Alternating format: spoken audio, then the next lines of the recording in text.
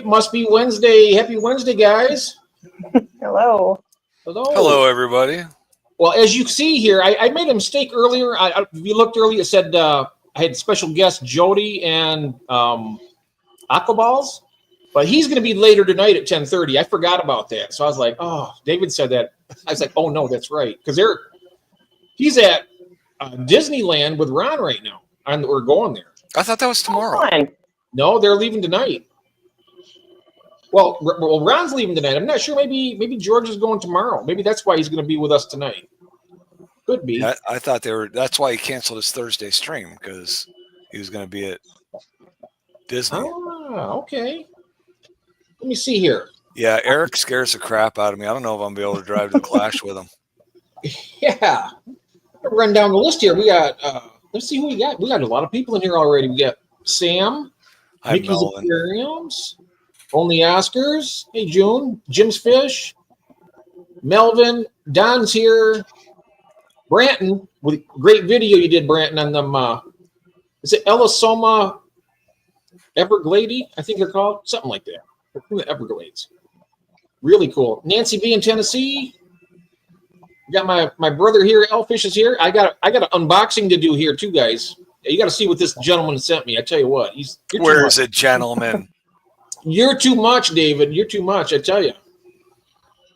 You make me cry one of these days. You send me all this stuff, a coffee pot, and then all. What are you trying to do? Make me bawl my head off in front of everybody? It's gonna happen. You better not do that, because that'll be the last stream I'm on. Yeah, I won't. I won't. I might get a little misty-eyed, but I won't cry. Cheryl's here. Master, hello. I call her Master because every time she gets a new fish, it's like breeding within a week. I'm not start If we calling could her. all only be so lucky. Yeah. Fish Nerd's here. Hello, Fish Nerd. Keith. Well, his name's Keith. Okay, thank you. I don't know his name. I've known him for a long time, but I never knew his name. Thank you. Keith, okay. I remember that. I'm still learning a lot of people's names, but we're getting there. Eric Wyrock is here. How you doing, Eric? Brand, you're a moron. What did he say? Yeah, let's see here. It says, thanks, Jeff. David doesn't watch my videos, so he wouldn't know. Well, I did share it on my community page, Brandon, so I'm sure you might get some people watching it. Absolutely. My big male gudgeon is sitting on egg. Oh, how about that? Wow. You know what? I have a plan for a short, and you're gonna like this, Cheryl. I'm gonna have it out probably maybe tonight, and it's really you're gonna be laughing. She'll be laughing her head off when I do it. Austin's here. Yes, Austin. Hey, Austin. Plants are good. Hi, Stephen P. At least David is subscribed to you, Bratton. He says, for now. Yeah, right. Yes, for now. I'm subscribed to Brandon for now, yeah. Geek Boy, I think it's the peacock gudgeon she has. He has them too. He has lots of. I think he said he had a lot of them. Oh. Those plants are still alive, Austin. All thumbs up for now. Oh, yes. Peacock gudgeons, yep. But we only got David for about 45 minutes, 50 minutes? Approximately, yes. Yep. See how you're feeling. You might want to go longer. Oh, I would love to go longer, but I have other duties calling. Okay. People are going to want to eat. Ah, yes. Many people, many mouths. Mm-hmm. It won't be a pig roast. Oh, no, don't do a pig roast. Oh, not after last night. I guess there was some talk over. Oops, I can't write in. Oh, there it goes. I got it. I had a little banner going across the bottom of my phone. I couldn't write in here. Oh, is it the subscriber banner? Yeah, Mark's here. Aquatics. I'm already subscribed. Yeah, Mark's here. Hello. I'm gonna start right out. John was here too. John's working. Did you see John's here? John? My Fish Tanks Aquatics. Oh, is he? I didn't see John. Oh, my God. Hey, John. Welcome in. So good to see you. I'm going to start out. I'm going to let you go ahead and handle it right now, Dave. I'm going to go get that box that you sent me. What was the game plan? Is she showing us new fish? I want to see my killifish. Oh, you want to see your killies? Oh, yeah. We can start out with that. I'm going to bring the bulk over. Sure. All right. Christine. Hey, Christine. Hold on. Geeks here. Yeah. Be right back with you. Okay. Bill's here. He says, I would never cry on a, I can't. He said he would never cry on a stream. How embarrassing. But I find that hard to believe. I could see him crying on a stream. Yeah, I couldn't do it. I'll tell you what, after he sits in a car with us, he may be crying. Oh, he might be, yeah. They're kind of hiding. I don't know if you'll see them. Oh, put her big. Oh, yeah, I'm going to put right you in there. Here we go. So we'll do this. Over here. There we go. And then, where are you at here? I got to go back to this one. Shirley's here. Hi, Shirley. You haven't missed anything yet, Shirley. There we go. Perfect. Hi, Shirley. Okay. I got a message, Mark. They're gorgeous, aren't they? If you get to see them. They are. I'm going to get some. Yeah. That's okay. Oh, lost your audio for a second. Ah, shnikes. Oh, shnikes, she says. That foul mouth Jodi P. Yep. Yeah. Well, there's the door. Yep. Yep, I'm working on it. Have you ever heard that before, David? What? Where's the door? There's the door. Yeah, there's the door. I've heard that a million times. Yep, there's the door. There's the door. Okay, we can see you now. Yeah. All right. Yeah, just me now. What was the game plan? What do you got going on in that fish room? You got a new tank set up? What'd you do? I do have one new tank set up. It's a 80-gallon, and I've got some Hillstream loaches in there. Some Bufordia. I can't pronounce the rest of it. Starts with a K. KW something or other. That's your department, Jeff. Oh, yeah, the scientific name? So those Hillstream loaches, are they in a dedicated tank? So far, I have most of them in their own dedicated tank. Some of them you can mix together, like gastromyzons and Soelias. They're different genus, so they won't crossbreed. The gastromyzons are pit spawners, and Soelias are egg scatterers. So it works out pretty good. And do you have to do anything special, or you just give them cover and they just do their thing? Are you pulling eggs? What are you doing? I don't pull eggs. You won't even see them. You won't see fry until they're probably a solid 10 days old. So at that point, they're maybe a half-inch long, but they're so tiny. Like they're just small. So they're not. Obviously, they're not predating on them. No. I have like rock piles with smaller rocks and pebbles underneath of them, so there's room for the fry to hide and also the eggs to fall down into. There's the damn. I was going to mention that. I've seen like the river rocks, like the smooth ones that have them piled up, and they will go in there, and the little fry will go in there. I've seen that. That's really cool. Yeah. So I tried something and the adults love it too. They're very territorial with their rocks. Hi, Warren, and hello, Corrine. I tried something new with the Scotties here. Hey, Scotty. Hey, Scotty. Fishes. Hello, everyone. I usually leave my Cory fry in a smaller container for at least a month, if not 6 weeks. And I got breeder boxes hanging everywhere. And so I'm like, you know what? I'm going to move those. I had a 20-gallon long that we emptied out, and I'm going to dump those small fry in there. And I don't know if that was a good idea or not, because I saw two. I know, but maybe if it was bare bottom, so you could keep track of them. But for the next 2 weeks, I'm never going to know if there are any there. And maybe if they weren't albinos, they wouldn't be blending into the sand. But yeah, you need black sand. I know, right? Yes. So I don't know if that was a good idea or not. I kept one breeder box of the small ones out just to see how it all played out. Because I know I watched one go up to the surface, and man, he was working his butt off to shoot up to the surface.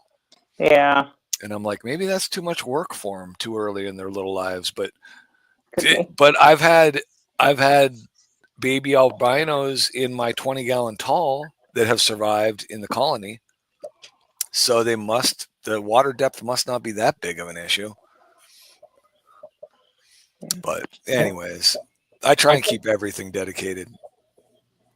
I never realized that my swordtails were that. I mean, I know the males can be feisty, but all 4 of them perfect last night. I came down just to start the computer up, and that male is all beat. I mean, I had to move him over to another tank. The other male, the dominant male, he's got his sword's a little bigger. He's just kind of like the boss. Mm-hmm. It was just going at him, and he's not doing well. Wow. Ed, when you say bigger grow out tank, what size tank? Like a 5.5? I mean, they're in a 10. No, I'm talking about Ed's up on the screen. Oh, okay. Well, yeah. Well, Napuensis babies to a bigger tank. What's Eric's thing with the emojis there? Let's see here. Does he just want to be noticed or what? Yeah. Yeah, lots of emojis.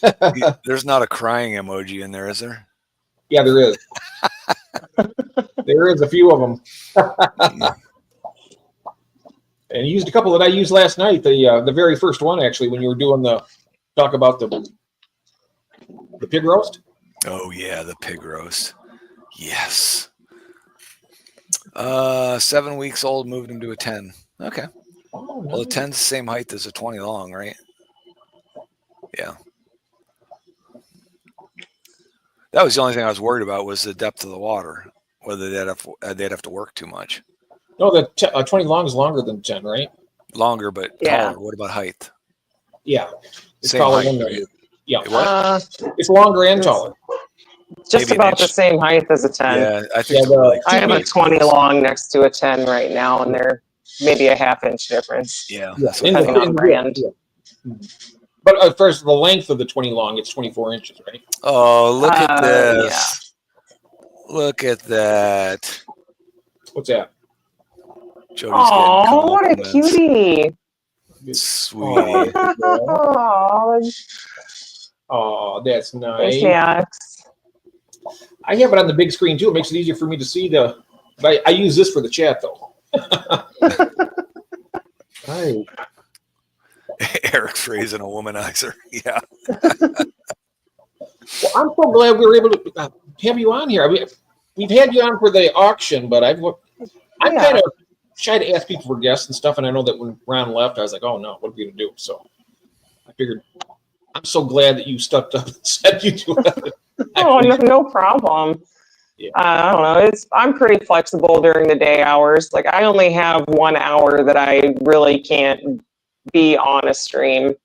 So, and that's just the lunch hour here because I'm on call for work. Yep. I'm really lucky to have you here. Let's see. So here. You're very lucky, yes. And Mousy Files is here. Stan's here. Oh yeah, Mousy Files. Hello. Hey, Mousy. Oh, and the weather's getting nicer, Mousy. So the shell dwellers, we gotta get together on that. Yeah, I thought the weather was getting nicer. I'm trading some multifasciata shell dwellers for some trifasciata pistos. Oh, nice. Mm-hmm. I missed Mousy this morning. She didn't stream. Hope you're feeling all right.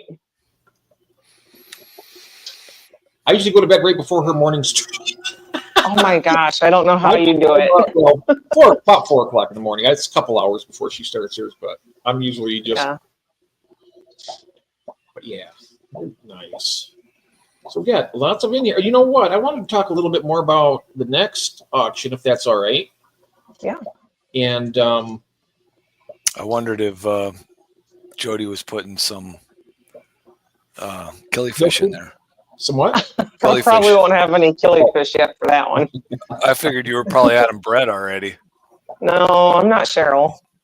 I know, right? Yeah, Cheryl will have them all grown out already. Oh, yeah. Probably. They were born last week. Let's get them out. Yep, right. Yeah.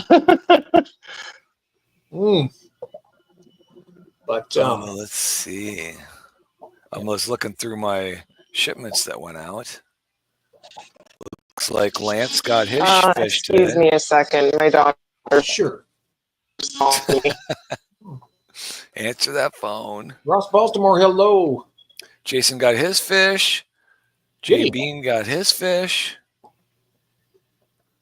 Oh, that's a bummer. Andy didn't get hers yet. Who And did? Mark and Andy Carson. Oh, you sent them to her, right? I did. Is she here right now? No. No, I don't think so. Andy Carson. Oh, what fish did she get? I forget. She got your Hawaiian Variatus. Oh, yeah. All of mine, right? And so did Jason. He got your Hawaiian Variatus too. Jason did too. Oh, okay. Yep. His were delivered today. Oh, that's okay. It's gonna be those orange flash Cacatoides. Yeah, I've got some of those, but I just can't breed them. We have Daisy Lamb here. Hello, Daisy. Now, Daisy is the one that she did a tour with us. When was it? About 2 weeks ago, Daisy, I think. And Melvin. Oh, yeah. Yeah, that was really fun. I never did see that stream. Oh, you never seen that? Oh, I never saw it. Hmm. Maybe I'll have to go back and look for that. Okay. I'm just reading the thing. And there's Nathan's here. He'll be with us tonight. And I have the send you the link to that. Oh, okay. Lance got his fish. He got one DOA. Oh, Lance did? Yep, but he still ended up with 7. Oh, I don't see him. I thought I said 7. No, I got an email. I was looking. He emailed me. Oh, okay, yeah. Yeah, we had that stream where we were having a contest, me and Cheryl, and I had one scheduled, and he was in there, and I guess, I don't blame him for being upset. But I couldn't leave the competition because I was winning, But you ended up losing. No, I won. I thought Cheryl won. We tied. So we both get a pair of Beta Rubra. It's gonna be awesome. It says about 3 months until he grows up to enough to send them. And yeah, we both won. Let's see. That's pretty cool. Have you ever seen the Beta Rubras before? Not me. I think I've seen a picture of them once or twice. Do you want to see a picture of them, David? Yeah, go ahead. Let me go ahead and do that. I'll pull it up here and then bear with me for just a moment. I'm not great at sharing the stream here. I think we got it. Bro. Let's see. I'll find right here's a good one here. All right. So now, share screen. This is what we. Oops. Yeah. There we go. Share. See if it comes on this. Can you see it? Corrine, you're the people we want at that auction, and we want impulsive people at the auction. There it is. Is it? Can you see it now? Nope. You can't. Oh my goodness, what's going on here? I got. No wonder. I'm an idiot. Okay. Well, we didn't even get to vote on that. You just no. You don't have to. I admit it. That's a Beta Rubra right here. Oh wow. And you can see that's a male right there, and you see his chin there, how it's kind of bulged down. He's got a mouthful of eggs right now. Wow. Because that's how they do it, and they're really, really cool. It's a nice looking fish. Oh, they are. And I plan on getting some fry out of these guys for sure because they've been on my bucket list for a while. I'm getting a sore throat. Can you notice my voice has changed? Yeah, I was a little hoarse last night at the end of the stream. Yeah. Must be going around. My daughter got strep, and I think she shared. SC Catahoula, hello, welcome in. Uncle Smiley's in, hello. Smiley, yeah. But yeah, this is what me and Cheryl won. We both won a pair of these. This is a male. Let me see if I can find a female here. Jeremy's here. Hey, Jeremy. Hey, Jeremy. Hey, Jeremy, how you doing? And Aquatic Moose is here. It says you're going through the change. Going through the change, huh? Yeah, probably. Probably like 72 hours of no sleep will do Isn't that it? to you. Isn't it just like puberty and then death? I mean, there's just those two changes. Right? Yeah, still got to use my magnifying glass anyway. So, but yeah, this is what we got. I'm excited about it. It's gonna be a little bit of a wait though. Now, Does right Jodi here, have any bettas? I do. I have the, how do you pronounce that? Mahachiensis. oh, the Mahachiensis. Oh, nice. Yeah. That doesn't mean anything to me. Oh, maybe I can look one up for you here. They are really cool. They're pretty. Yeah, let me come back here. I'll stop sharing this one. I'll bring Mahachiensis up. Oh, here we go. Okay. And then after this, I'll get back to the normally scheduled program. I just want to show M-A.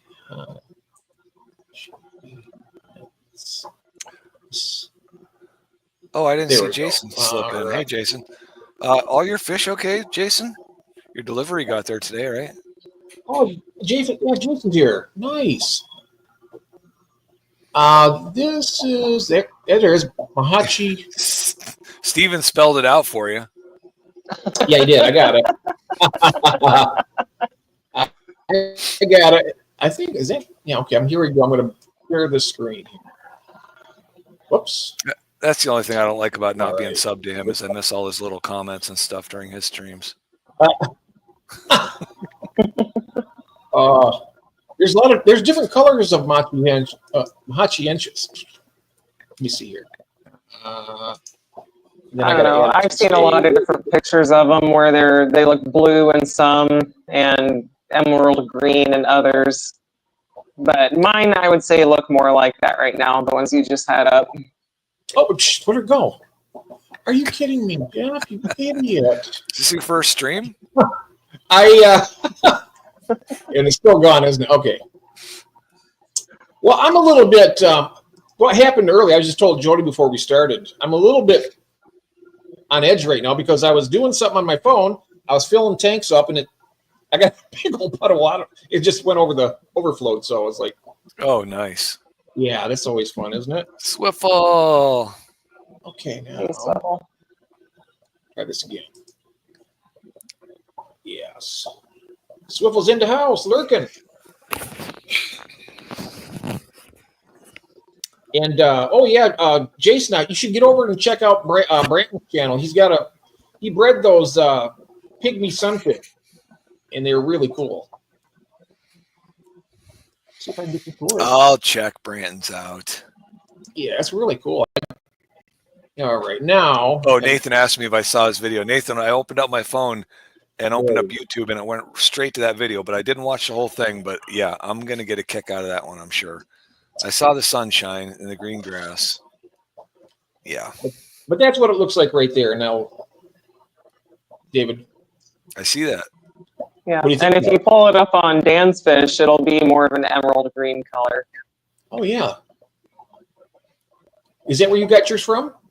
I did. I cried a little, but I did.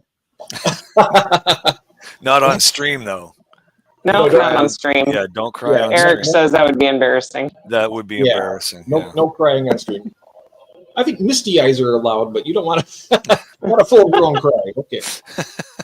All right. So did you get a male and female or just the male? I did. I got the pair.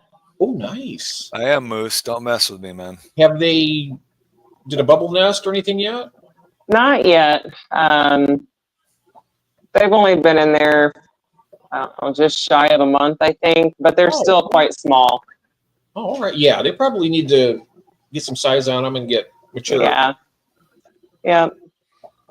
Absolutely. But, they're great. You don't have to worry about the male and the female beating each other up, which is nice. That's what I love about the wild type bettas. I mean, yeah, you could have, like my chinoides that I had, you could have 5 or 6 of them in there. They would get along fine. 3 and 3. You could have 3 males and 3 females.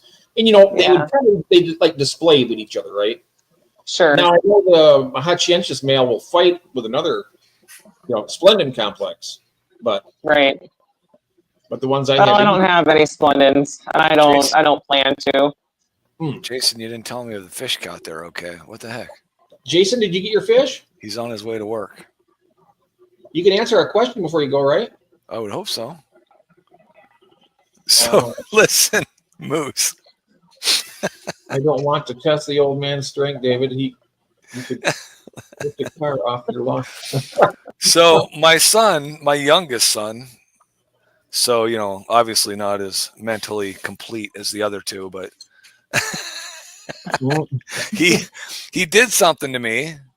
I don't know what he did. He bumped into me or something. Got that little aggression going. So I turned and started walking towards him, and he just backed up, put his hands up, and said, "No, I'm sorry." He said, "I should know better than to go after somebody who has nothing to live for." That's my son telling me that. What the heck? He is right, though. Yeah, don't mess with somebody in their old age. We got nothing left to live for. So, yeah, you can do that to me in about 10 years, but not right now. Oh, Ed says to Jodi, says feed them grindle and blackworms. That will put size on them and condition the females. Yeah, good. I do have some grindle worms or white worms, I guess, growing out. Nice. Yeah, got a culture of those going back in the other room. Not enough to steal from yet. I switched them to a larger tub because they were really multiplying, and then I had to die off. So restarting. Do you have a favorite live food that you feed your fish mostly? Is not at the moment. I was doing brine shrimp daily with other foods too, but I ran out of brine shrimp, and I haven't bought any others yet. That? I just re-upped on mine. Yeah. But I only have one. I got some. Yeah, I got some suggestions from Big Steve on which ones to get. I just haven't done it yet. But usually I have a lot of Bug Buffet and stuff from like Keeping Fish Simple, his food.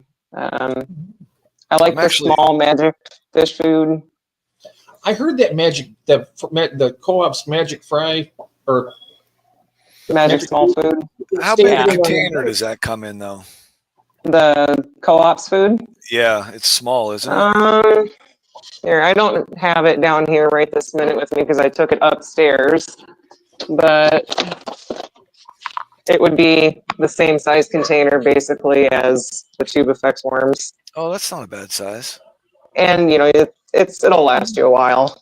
Which actually I really like the Tube Effects worms from Aquarium Co-op, and also the ones Big Steve sent me from Aquarium. These are freeze-dried black worms. Oh, wow. Oh, that's cool. Yeah. Fish go nuts for those.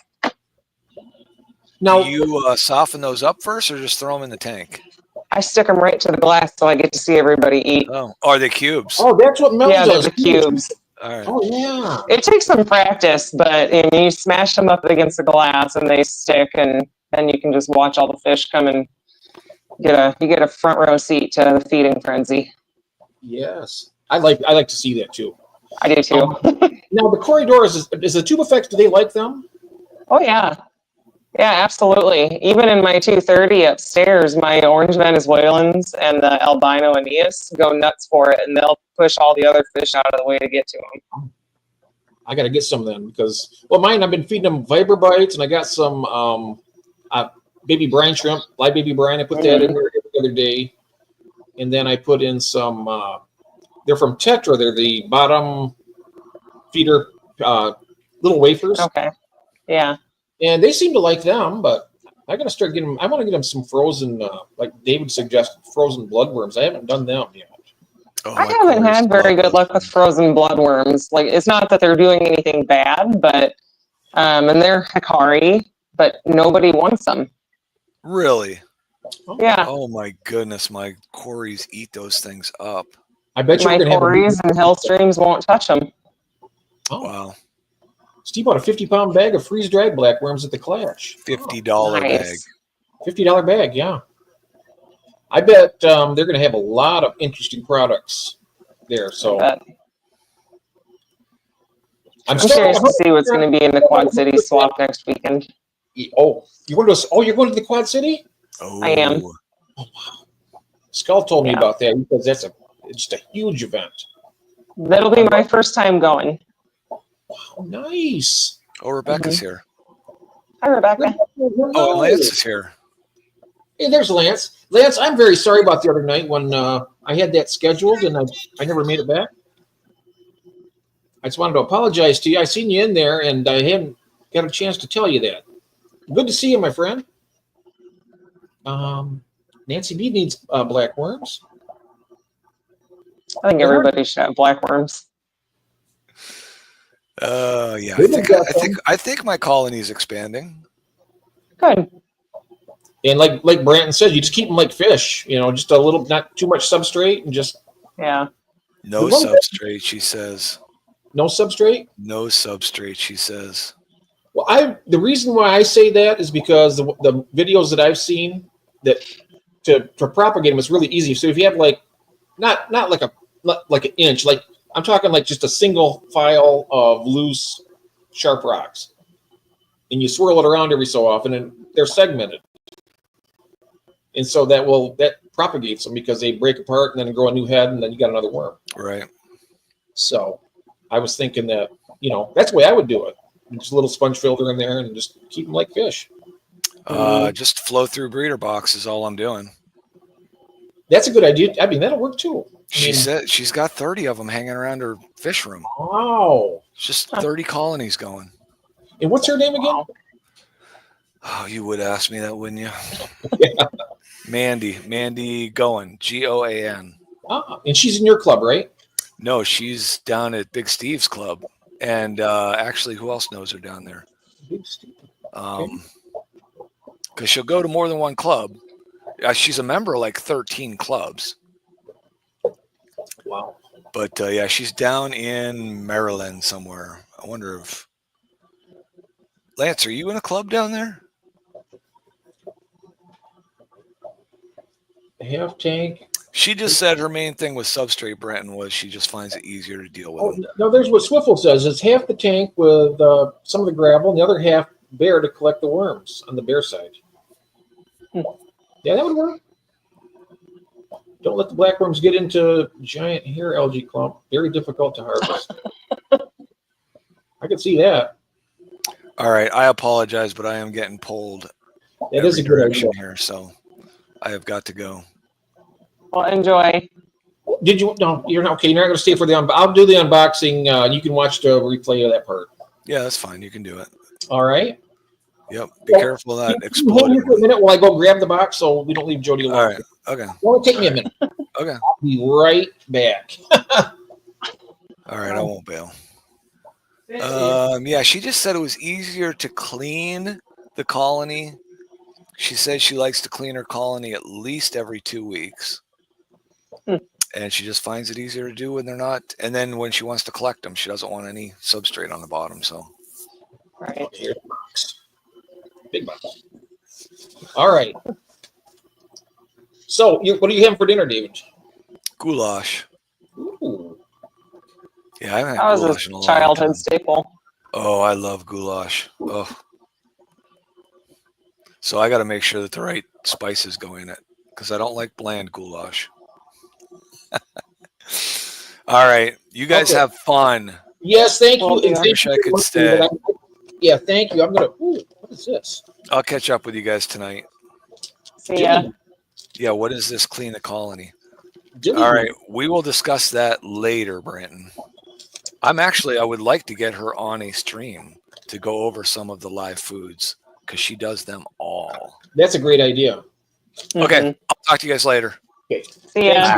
Thank you. And I'll tell you, I'm just going to go through all this stuff. Thanks, David. You're welcome. Have a nice dinner. Say hello to Carolyn. All right. So these are dilly beans. I've never heard of them before. I'm going to be trying them tonight, probably. Oh, nice. Dilly beans? Uh-uh. I think Christine was telling about them. I think they're like a dill pickle type flavor. I don't know. I really don't. Interesting. I've never had them, but I'm going to take that down for a second. Okay, so that's that thing. We've got a lot of stuff in here, so I'm going to try and move right along. David's got his own, he's starting his own food line, which is really interesting. Like Elfish David? Elfish tanks. Yep. This is Nice. sinking algae wafers. A sinking wafer design. Yeah, 3 ounces. Really cool. And this, I think Blake did the artwork on this. Yeah. Pretty cool. He brought. I mean, he sent a huge box. This is kind of interesting too. This is a plastic plant, but it's really cool in this rocket. It would look good. I'll put it in one of the tanks. Oh, absolutely. Yeah. Nice. All right. And then he sent me my Cadbury eggs, of course. Fuck. We were talking about those. He doesn't like them, though. I know that. I don't either. Oh, you don't like them either? Yeah, Reese's peanut butter are my favorite, probably, but. Yeah. Elfishy. This is called Elfishy Community Tank Flakes. That's cute. Elfishy. Different artwork. Set these down here.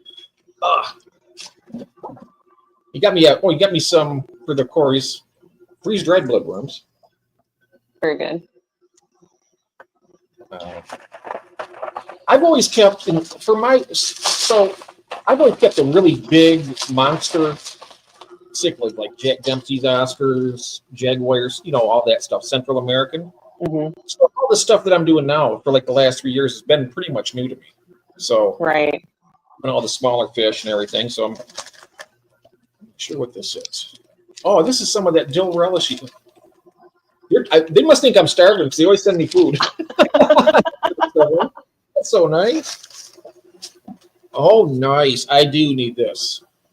A nice pleco cake with this. Oh, good. Wow. Nice DK. I got a really nice pair in here, but they don't have a cave yet. So I'll put this in there. Okay, nice. I like the D-shaped ones. They seem to work pretty good. I use the water mostly. You do what? Bags. Oh, nice. 3 mil bags. These are 6 inches by 22 inches long. So I'm going to be able to ship.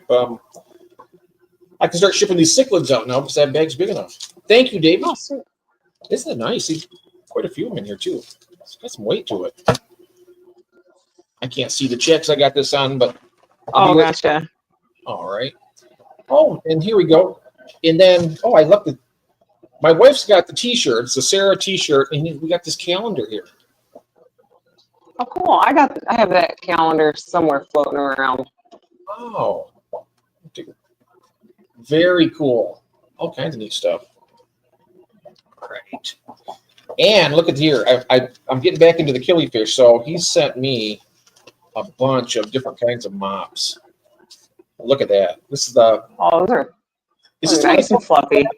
The eyelash mop? Is that what he calls them? Hold on. Let me stare at the other screen and see if I can tell. And you got a yard mop. And here's a sinking type eyelash mop. I think that's what he calls them. Yeah, those look like the eyelash yarn. Really soft. It's kind of hard for me to tell on screen, but yeah, but they're nice. Yeah, very I have handy. some of it somewhere. I need to make a mop out of. Mm-hmm. Oh wow! And he sent me these things that Nathan used these to breed his those fake. The fake plant mats. Yeah. Yeah. Cool. Nice. Looks like you're about to have a good time. Oh, I got a lot going on here now. Well, that's the unboxing. Thank you, David. When you watch the replay, I'm going to be listening. I don't know. Thank you, David, very much. He's too good to me. He's way good to me. All right. Oh, and rubber bands for all those bags too. There we go. All right. This is the awkward part where I forget what I'm going to try to say. So, all righty. Let's get back to the chat here and see what. JT's here. Hey, Jack. Hey, Jack. Yeah. Throw the plastic plant out. Oh, June, come on. I'm not going to throw it out. I'll put it in one of these tanks, like in the quarantine tank. Give them something to That way I can easily, you know, get it cleaned up without having to worry about it killing the plant. All righty. Right. So you've probably been asked this question on all the other streams you've been on. When did you start in the hobby? How did you Just about a year ago. A little over a year ago, last month. A year. Yeah. Wow. Yeah. You I fell hard, fell fast. I'm about to say, yeah. I've been at this for 50 years, and I tell you what, you got me beat right there. I can see. Well, I'm a sucker. Well, you know what? It's like when you enjoy something, why not go for it, right? Absolutely. And I tend to go, you know, all the way in, try not to do anything halfway. Sometimes it works out really well. Sometimes it gets you in trouble. Yep. But my husband hasn't told me no yet, so. Well, that's good. Well, I take that back a little bit, but he's the reasonable one. I'm the one with the addiction. Okay. Well, you know, that's why I did start this, because it's like, I think our very first conversation I had, one of the very first conversations, we're in a chat, or we were commenting on another video, and I said, I told you about the Aquatic Addicts Anonymous, and basically what I do is not like we have a problem with our fish. It's like more is better, right? And I said I was an enabler. She says, well, you said I don't need any help with enabling. No, I don't. No. You don't remember that? I remember that, but I don't. I definitely don't need help with enabling. I'm really good at doing that to myself. That's right. And I think what I do is because some people have. I mean, some people actually do have problems. They get too many tanks. They get out of control. Mm-hmm. You know, they can't do them and anything. But so it's kind of like a full spectrum. I try to do this. I mean, more of like a get together here on the show, but it is actually a support, because I always try to support everybody in their hobbies and everything. And right. And whether it's good or bad, you know, if they're having problems with something, you know, it's like I'm not a know-it-all, but if we have such a good talent base in here that somebody has a question, if I can't answer it, I know there's a lot of people who can. So, you know. Oh, absolutely. There's so many people with so much experience, you know, always around, that it's really nice.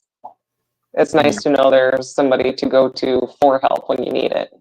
Yes, absolutely. And Stephen P. saying I go full into every hobby as well, but damn, 20 tanks is my limit. It was my limit once. I think every number past 4. I think 4 was my the gateway to going full out. I had one tank, and back then, and I got another one. And I was really young because I couldn't really afford anything back then. And then I got to the point where I hit 4, and when I hit 4, it's like the floodgate just boom, and then it was like I was getting a tank every other week, 1 or 2 tanks. Hey, there's Gil from Australia. Hello, Gil. Gil. Good morning to you. You know, we started off with my daughter's 10-gallon, and then we decided we wanted to do a planted tank of our own. And once we did the planted tank, we knew we were going to have a display tank. And then it kind of, it just exploded from there because the fish started having fry. You know, we had mollies and guppies, and, you know, we had 40 fry show up one day, and I went, well, I need to save them. So I got another tank, and then that turned into another tank, another 3 tanks, because they just don't stop. Yeah. And pretty soon we have 40 something. There you go. And every one of them are, you know, what I like about it, and probably, I don't know if you're probably the same with your tanks, you got different stuff in tanks. It's like every one of your own world, you know, you got. It really is. It's interesting. I just. You know, some are action packed and, you know, full of life. Some of them are, you know, slowed down a little bit. And, yep. You know, everyone is just a little bit different than the next. You know, I've got some calico blue platies right here next to me, and I'm learning that I have too many males. Just all of them but one are males since the female dropped fry. Yeah, Ron was talking And they're about. kind of jerks. Oh wow, what's that? They're kind of jerks. Oh, I was mentioning, I told about my swordtails earlier. I had the 4, and they were all perfect last night. And then I came down here just to start the stream up, and he was getting the crap beat out of him by the male and both of the other females. Yeah, I actually had to put the female in like a breeder box overnight last night because she was just getting attacked. So I need to find a new tank for her to go into where she is not going to be bothered so much for a while. Now, Geek Boy says, I've got 9 going right now, and 2 are just bare bottom grow out tanks. He wants to consolidate and get back down to 5 or 6. Did someone call for some Oh, it was my my swordtails, but he's still alive. I moved him over there in another tank, and he's still alive, so he might recover. I've had fish that literally got the crap beat out of them. You could swear anybody else would have just taken them out of the tank, and do away with them. But I don't do that. I've had fish come back from the brink to live for another 2 or 3 years. Yeah. I just really try to nurture them. Back in this tank over, well, you can't see it, but maybe I can show you with this. You might be able to see. Well, maybe not. But yeah, that first 75 gallon right there. Those are African cichlids in that tank, and I have a pair of convicts in there also. But there is what's called an eye biter. It's a Dimidochromos compressiceps female. And it was in the tank, and the male over there got really, went after her really bad, bit her tail off. Oh. And she was, people might have, I showed it in the tank, and she was laying down on her side, and people were like, oh, put the poor thing out of her misery. But if you look at it, I will show her sometime. She's doing great. But she would lay on her side, and I'd drop the pellets down to her, and she'd eat them. So if she's doing that, she's hungry enough to want to eat. She's going to, I'm not going to. But anyway, I nursed her back to health. I kind of like doing that. I don't like giving up on my fish or, people or anything. I don't either. I just got to try to do the best I can for them. I'm like, yeah, people say, oh, well, they're suffering. But yeah, but it's their life, and I'm going to try and keep them alive, I mean, I hope that if I'm at some point in my life where I'm, I want to live. So, but anyway, Bill's here. Hello, Bill. Welcome in. 110 tanks and counting for Ed's Aquatics and Exotics. Yes. Wow. I'd like to double what I have someday, but that's going to be a ways off. That's a lot of tanks. Blood Dragons here. Hello. Ed, we got to get you on for another tour sometime also. We had him on before, and I wanted him back, but he's been busy. So Ed's a busy guy. He is a busy guy. With all 110 tanks, I'd be busy too. I'd love to have an auto water change to get up to that many tanks. Even with just 40, it's a lot. But no, I'm not sure. I think his are not auto water change. Are they, Ed? Are your tanks auto water change? I couldn't remember. I think he said that wasn't. You'd be happy to. Excellent. It is a ton of responsibility. Yeah. Shirley says I got almost 30 tanks, 5 gallon to 90 gallon, a 770 square foot apartment. Wow, that's a lot. Jodi, we do them all by hand. Yeah, I thought. I spend enough time down here that even just not doing maintenance, but I spend a good amount of time down here in the morning when I first get up and take a peek at every tank and spend at least 5 to 10 minutes observing each tank. So do your lights come on all at once, or do you go around and turn each one on individually? I have them on timers, so I turn all my lights on one at a time. I don't have the timer, but I turn them on. Then I'll look in the tank and make sure. That's how when I came over here and seen that, that's when I found out. So. Yeah, I come in every day and stare at each tank individually just so I know what's going on in each tank. Yeah, I got a chair on a roller here. I like to roll to one tank, check them out, feed them, I I spent a little too. time with it. I bought a new chair for down here, but one of the coasters on it, it doesn't stay in, so like you almost fall here. But it's a really nice leather chair. I just got to figure out a way to get it fixed. Yeah, I don't have anything that fancy. Mine is just a shop stool, but it does the trick for me. Let's see if you can see. I bet I can show that from here. It's right over there. Is the leather chair right there by the wood. Oh, nice. It's a nice chair. Yeah. I just gotta get it fixed. And it rolls really well when the rollers stay on. Mine's an off-brand DeWalt that I got on Black Friday. I don't know. It's the exact same as one of the DeWalt, shop chairs that roll around. It just cost about $50 less. Nice. And I got it for $40. Not bad. Not bad at all. Not bad at all. It's something good for videoing too. If you're videoing, you can just kind of stay on the. Yeah.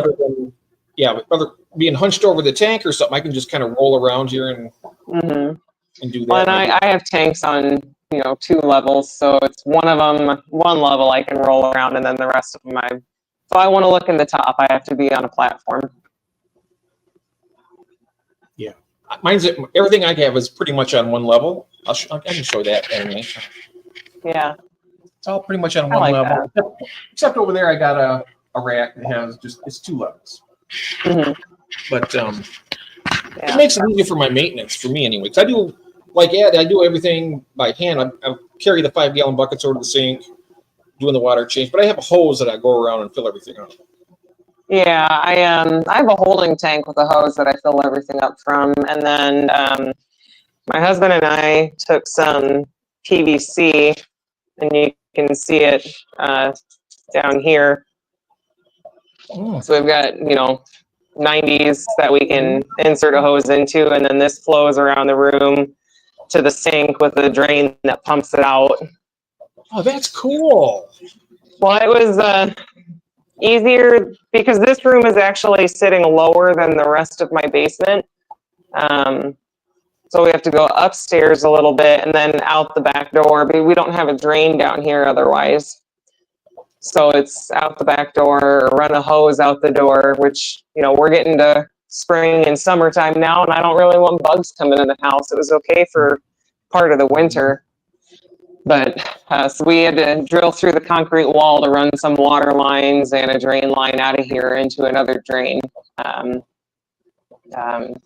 Like the main drain for the house to go out into a leach field. That is just that's really innovative. I love that. He's crafty. I like him. Yeah. I wish I was a plumber or something. I'd know how to do that kind of stuff, but we're far from plumbers. We bought twice the amount of parts we needed and prayed for the best.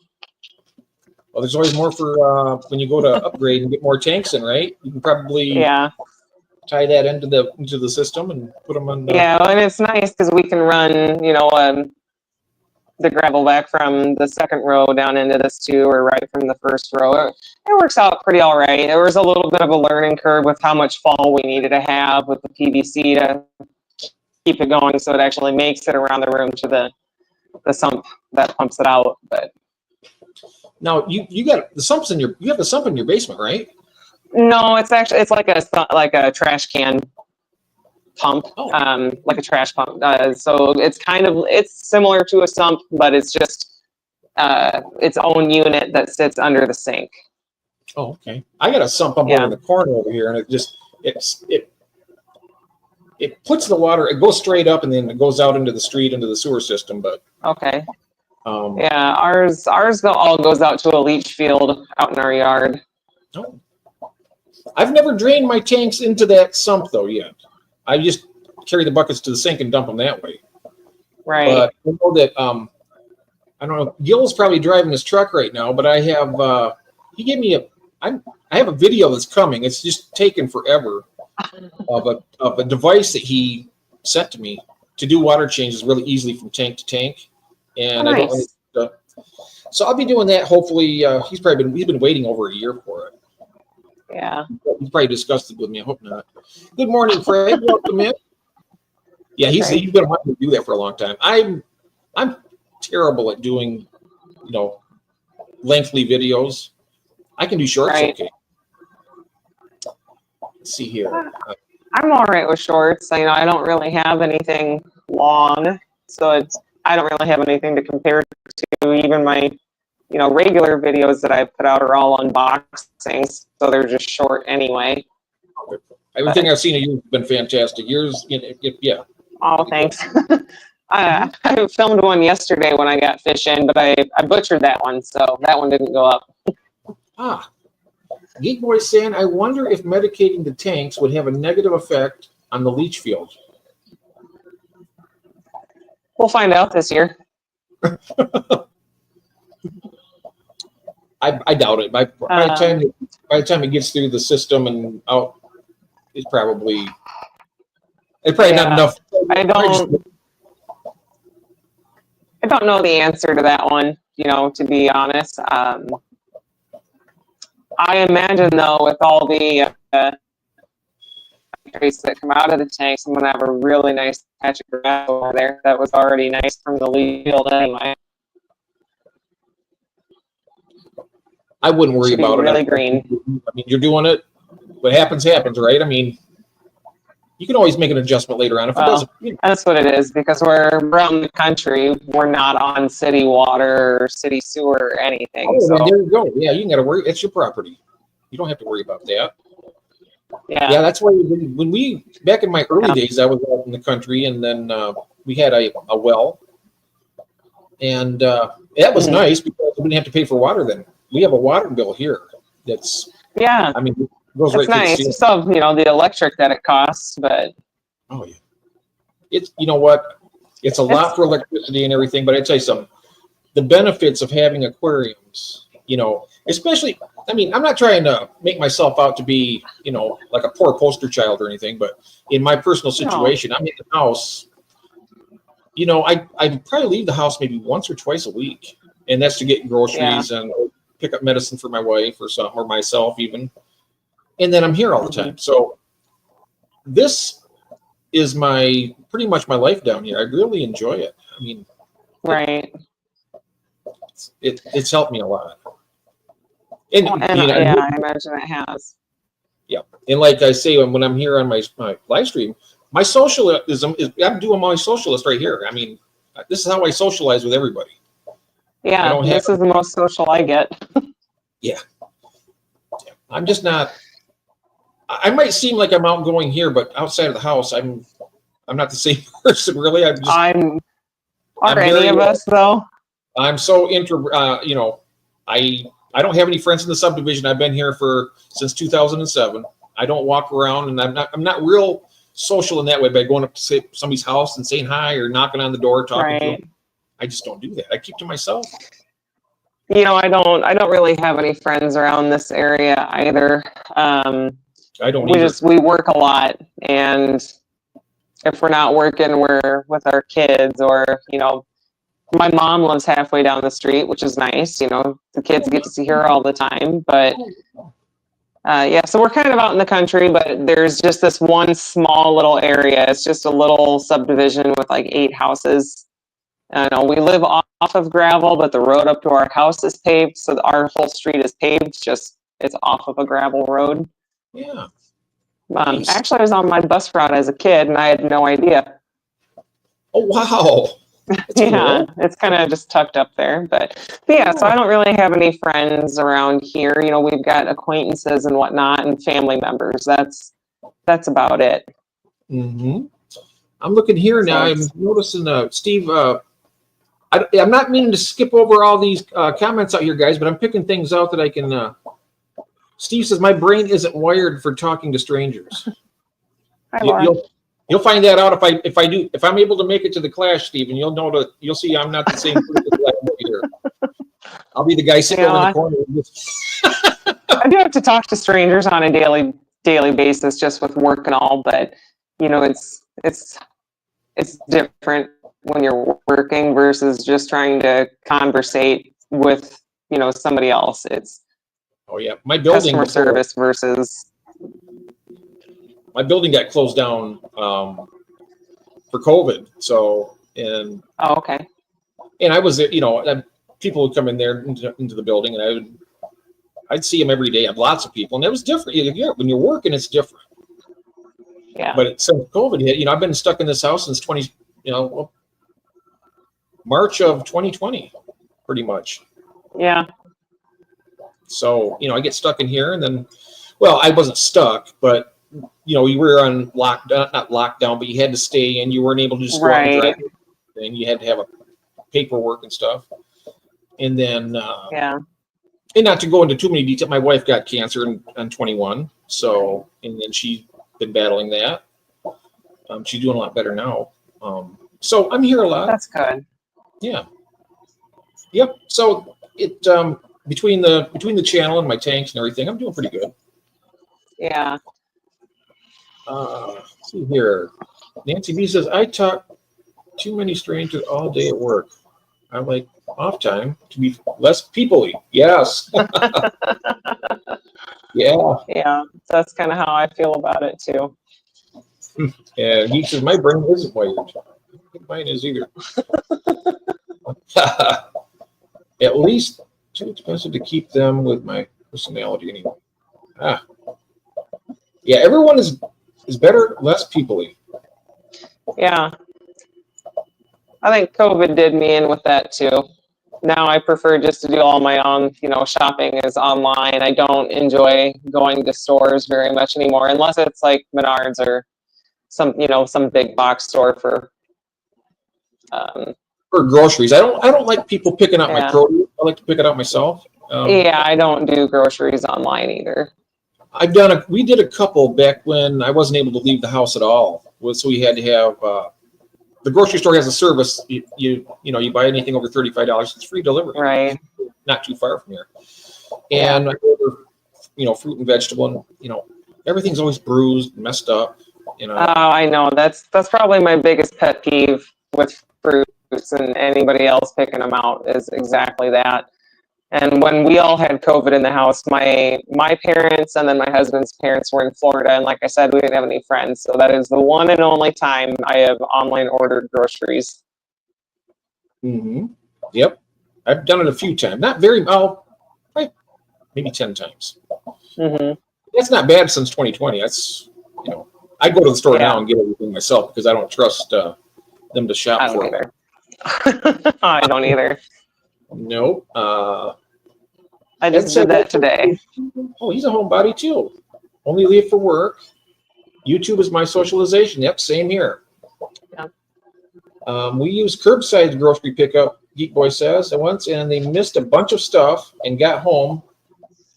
The worst quality. Yeah, I don't like that. Yeah, you're right. Don says, Jodi's MTS is quite impressive. I started keeping fish at 9, and by 28 years old, I only had 27 tanks. That's still good. That's good, Don. I guess I wasn't trying hard enough. Yeah, Don. Yeah, well, the thing of it is, everybody's addiction is different. I mean, it is. Even in life, people have other addictions in life. I mean, one person might be addicted to this thing. Other person, some people like a lot of tanks. Some people like a few tanks that are absolutely pinnacle, which is, I admire that. I've seen 4 or 5 tanks, and they're just, every one is just picture perfect. But for me, well, I can have these fish and these fish and these fish, but what about all these other ones that I want? So that's kind of my problem. I don't have time to keep all my tanks absolutely gorgeous, but I have tanks that, have plants that work in like the breeding, and I can keep, species only tanks, and it's just different for everybody, I think.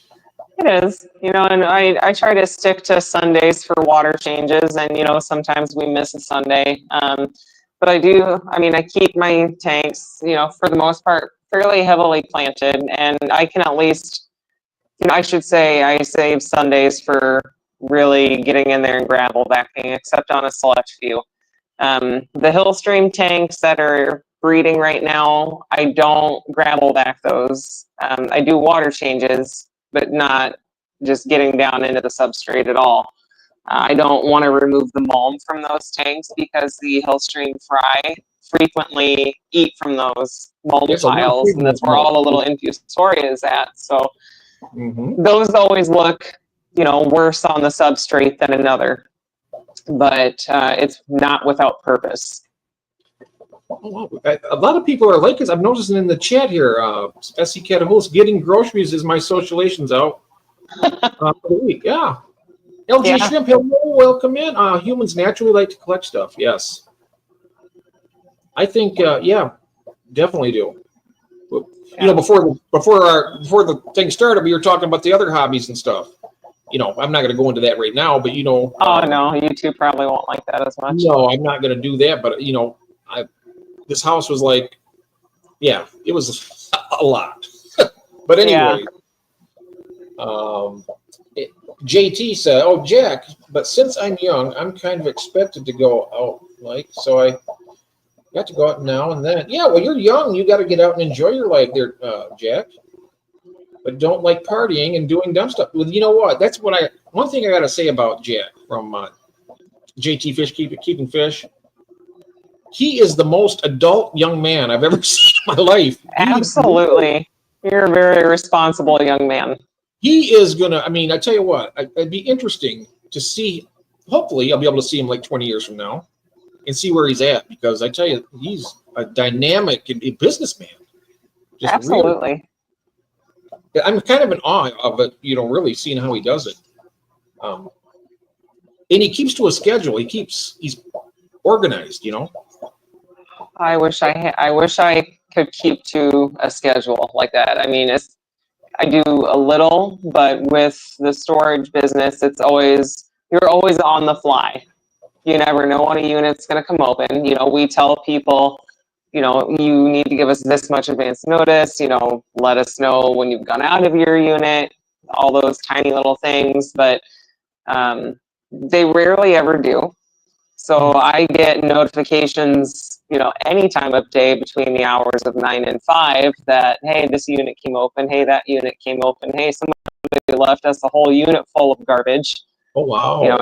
Oh, yeah. You wouldn't believe the stuff that gets left behind sometimes. Not all of it's fun. Sometimes there's a rare gem, but 99% of the time it ends up at the landfill, and sometimes people just abandon it. Sometimes you won't get any communication, but they'll leave the lock on. And so after so long, we have to go through our Iowa lease laws and all that before we can, auction off anything. And let me just tell you, it's not glamorous. It's not like Storage Wars. Yeah, it's a dirty job cleaning those things out. Like Joe Rogan should be involved in cleaning these. Yes. Yep. Yeah. It's interesting. Keeps you on your toes, but it's been good to us. So, I really can't complain. I am always amazed at the amount of people that need storage. Yeah. I always thought that would be a job that wouldn't be so very busy, but I can see how, you can get called away at turnover, Yeah. Yeah. A lot of it, especially come summertime. Go ahead. No, go ahead. I was just going to. Okay. Come summertime, you got a lot of college kids that are wanting to put their stuff in storage for the summer. So, you're filling up. Summer usually stays pretty full. A lot less come open during the summer, but it's a lot of the other maintenance stuff that gets done throughout the summer versus, instead of doing it in the winter time.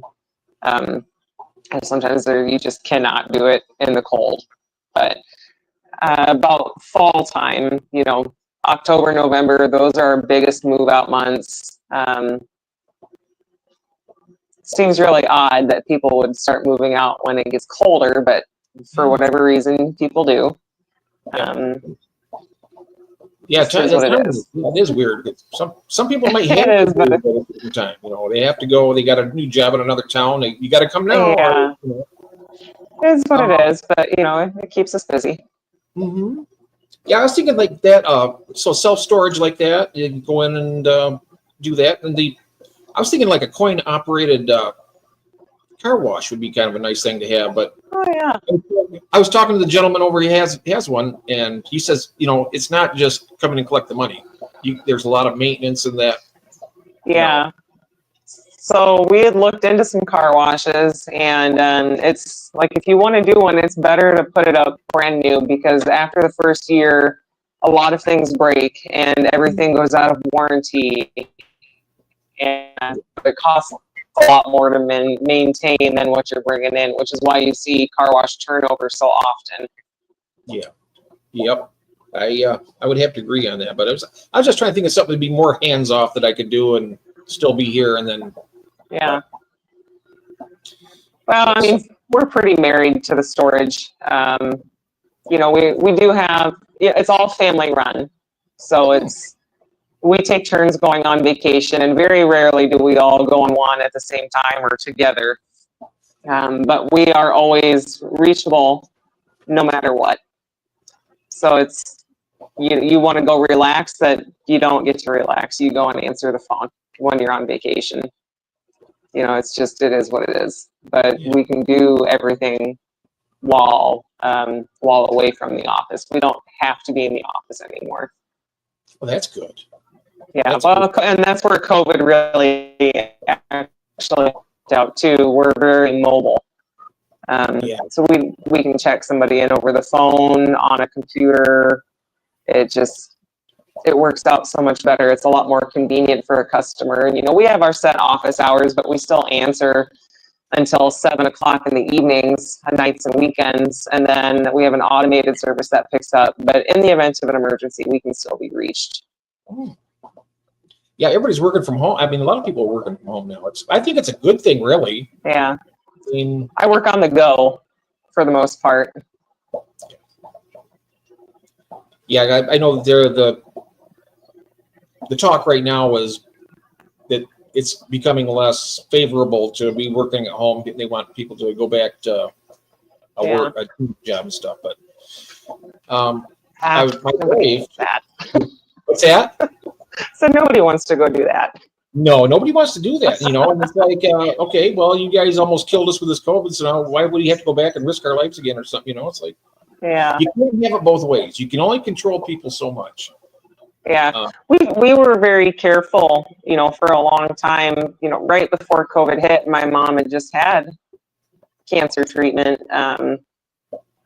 So she was on immunosuppressive medications, and we were doing our darndest not to get sick, so that, you know, we could still be around her and she could still see the kids. And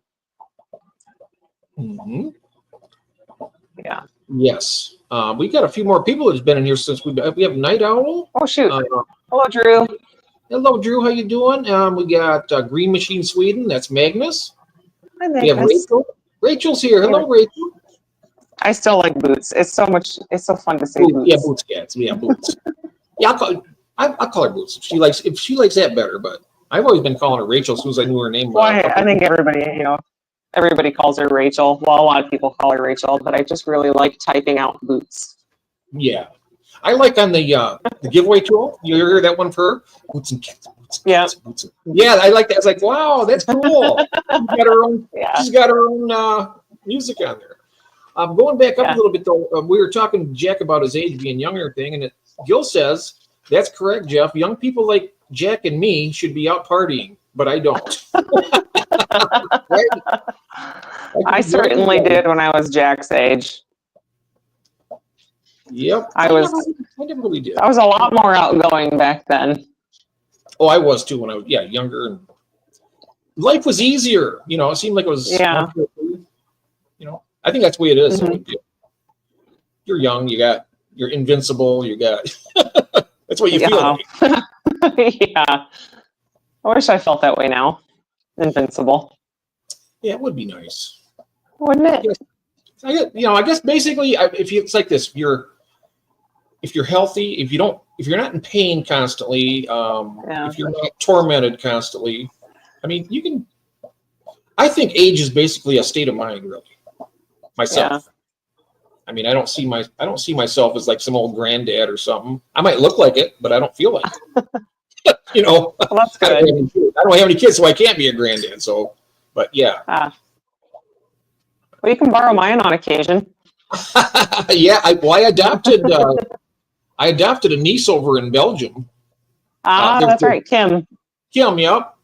Yeah, She's my adopted niece over there, so she pops in once in a while. yeah. She doesn't. I don't see her very often anymore. I know her and Joff, his name was. Yeah, Mike Myers. Yeah, they. yeah. I asked her. She contacts me once in a while on Messenger, and if I don't hear from her for like a couple months, I'll just reach out and just make sure everything's all right. Yeah. Yeah, I haven't seen Mike around in a while. I know it. Because he would be there all the time. I mean, they would be there any time of day. And yeah, that's what we were talking about that with Steven last night. He wants to have something up like a missing in action type thing on the Fish Fam link. Yeah, well, I think, there's been quite a few people that have, were going, well, hey, have you seen this person? Hey, have you seen this person around? And sometimes it's magic, like you talk about them and then they just pop up, and others don't. But yep, that's right. In fact, I was one night. I have a friend named Sandy Jodi. She's in Canada, and she's been around she's been in the Fish Fam way before I even came on. Mm-hmm. And she's a friend, and I don't see her for a long time, in between each visit. Right. And then I was sitting there and I was sitting there talking. I didn't say anything. I didn't say her name or anything. I was thinking about her, and boom, she came in the chat. I was like, whoa. Just like that. She heard you. She just came in and says, hi, Jeff. I was like, whoa, I was just thinking about you. Her ears were ringing. It works. It is just, let's see here now. Hey, Zanny, welcome in. Miss Nancy, it ain't good and it ain't morning, but howdy. All right, let's see here now. What I've learned is that in the fish hobby, people come and leave. Yeah, I've seen a lot of people come and go, Jack, since I've been doing it. Honestly, I've a lot of people come and go, but I'm not going to go anywhere. Well, not until I have to. I have to apologize to Jack. I've missed a lot of his Thursday streams lately, so I'm sorry. I have. You know what? My schedule, my hours are so different than a lot of people's. I'm usually asleep during his live streams. Yeah, I'm usually asleep during your late night ones. Yeah, I get to. Yeah, I'm a late owl. We got a group of people that are just dedicated late owls. I've been doing it. Yeah. Well, basically since COVID. I mean, I couldn't. When I first came home, I could barely sleep at all. I think my youngest daughter took all my energy from me, so I'm usually asleep between 8 and 9:30. It's so rare that I make it later, so I always get crap for not being awake for the late night stream. So, okay, well, I'm going to make it my goal. I'm going to make it to 5 of Steven's streams and make it to the end for Friday nights. And I'm trying to make it to other people's streams, but during the week, it's really hard to stay up and then be up that early the next day. Yeah. Well, trust me, I know that you're a morning person. You go to bed early at night, stuff. I would never say anything. Yeah, I understand. I know. I'm getting up when you're going to bed. Pretty much. I think last night. I went a little earlier last night. It was like 3:15, I think. About 3:15. But still late. I mean, for most people. Yeah. Well, it is late. 11 o'clock is late for me. But then again, I sleep until about 10:30. Well, there's that. There's that. So I sleep in a little later, but get up a little later. Yeah. I'm usually up by 4. Sometimes a little earlier. Oh wow! That's about the time I'm just turning the TV off usually. And Let's see here. There is Aquaballs. Yes. Hey, George. Now George is going to be on tonight at 10:30 with us, and with Nathan Hovey. I just want to let everybody know that. Did you know that, Nathan? You guys are both going to be on tonight. And they're both going to do tours, by the way, so that's going to be cool. Most people in the fish. Jack, your streams are during the day. It just happens to be this last few weeks that I've been in the middle of cleaning units during that time, and I don't always get the best reception. Now, are those blueberries or blueberry snails, George? He says, I got blueberries, bunch of them. So Or good just to the see fruit. you, George. I wonder if it's blueberries or I know that blueberry snails are really popular in the hobby. I don't know. Yeah, I've got a few blueberry snails also. I still have 6 adults. I got 6. Nobody died on me yet, and I've got 4, maybe 5, if I counted correctly, with the baby blueberry snails now. Oh, that's cool. Yeah, I'd love to see them actually live birth it, but every time it's usually well, it's Same not thing that, and I don't know if it's 1 or 3 days later that I'm spotting it, but every now and again, my rabbit snails, I'll see this little miniature, little teeny orange face crawling down. I was like, whoa, here he is. And I got the big the big ones are probably 3.5, 4 inches. yeah, The babies are chunky, nice little chunky Yeah. guys at the get-go. They only have makes you happy enough to be a snail. Oh, I know. Yeah, definitely. Let's see here. Rebecca says I have blueberry and white wizard snails. I like the white wizard too. They're I think they're closer I'll be getting some white wizards from. Yeah, Sorry. No, that's okay. They're light bearers also. The white wizard is. I'll be. I don't know much about them, but I'm getting some from Jeremy with J&N Aquatics. So hopefully he'll have those in soon. And I told him no hurry on that at all. Oh, he's got white wizards. Oh, wow. I think he was he had sent me some a while back, but they got delayed. So instead of arriving in 2 or 3 days, it was I think 6 days, and it was cold, so they didn't survive that trip. So he's waiting to get more in. Okay. And then he'll send me some more. Do you have any rabbit snails in your fish room? No, I don't. I have mystery snails in the fish room. The blueberry snails are in my display tank upstairs. But yeah, I've got the mystery snails from Jeff. So I had the ivories, the one jade, and a couple of the black. I got some of my purple mystery snails back from Dan's Fish because I lost my big female a while ago. So I got some from them. And then, because I actually originally sold my purples to them. So the purple mystery snails from Dan's were mine for a while. I don't know if they have any of my originals left or if they've just been breeding them. And then David sent you some too, didn't he? On the Yeah. Yep. I've got Dave. Those are the ivory, the one jade, and then the black mystery snails. And originally we were thinking they were all males. There was one female in there. See, I got mine from him. I got 6 of them. And there's been no clutches. I've had them now since it was the first auction. So that was been almost a year. And Christine's got from him, and she's got I don't know how many clutches she has. I think last time she got was like 15 clutches. I said, well, she's making them happy. Making them very happy. I was like, that's the way mine used to breed when I had before years ago. Yeah.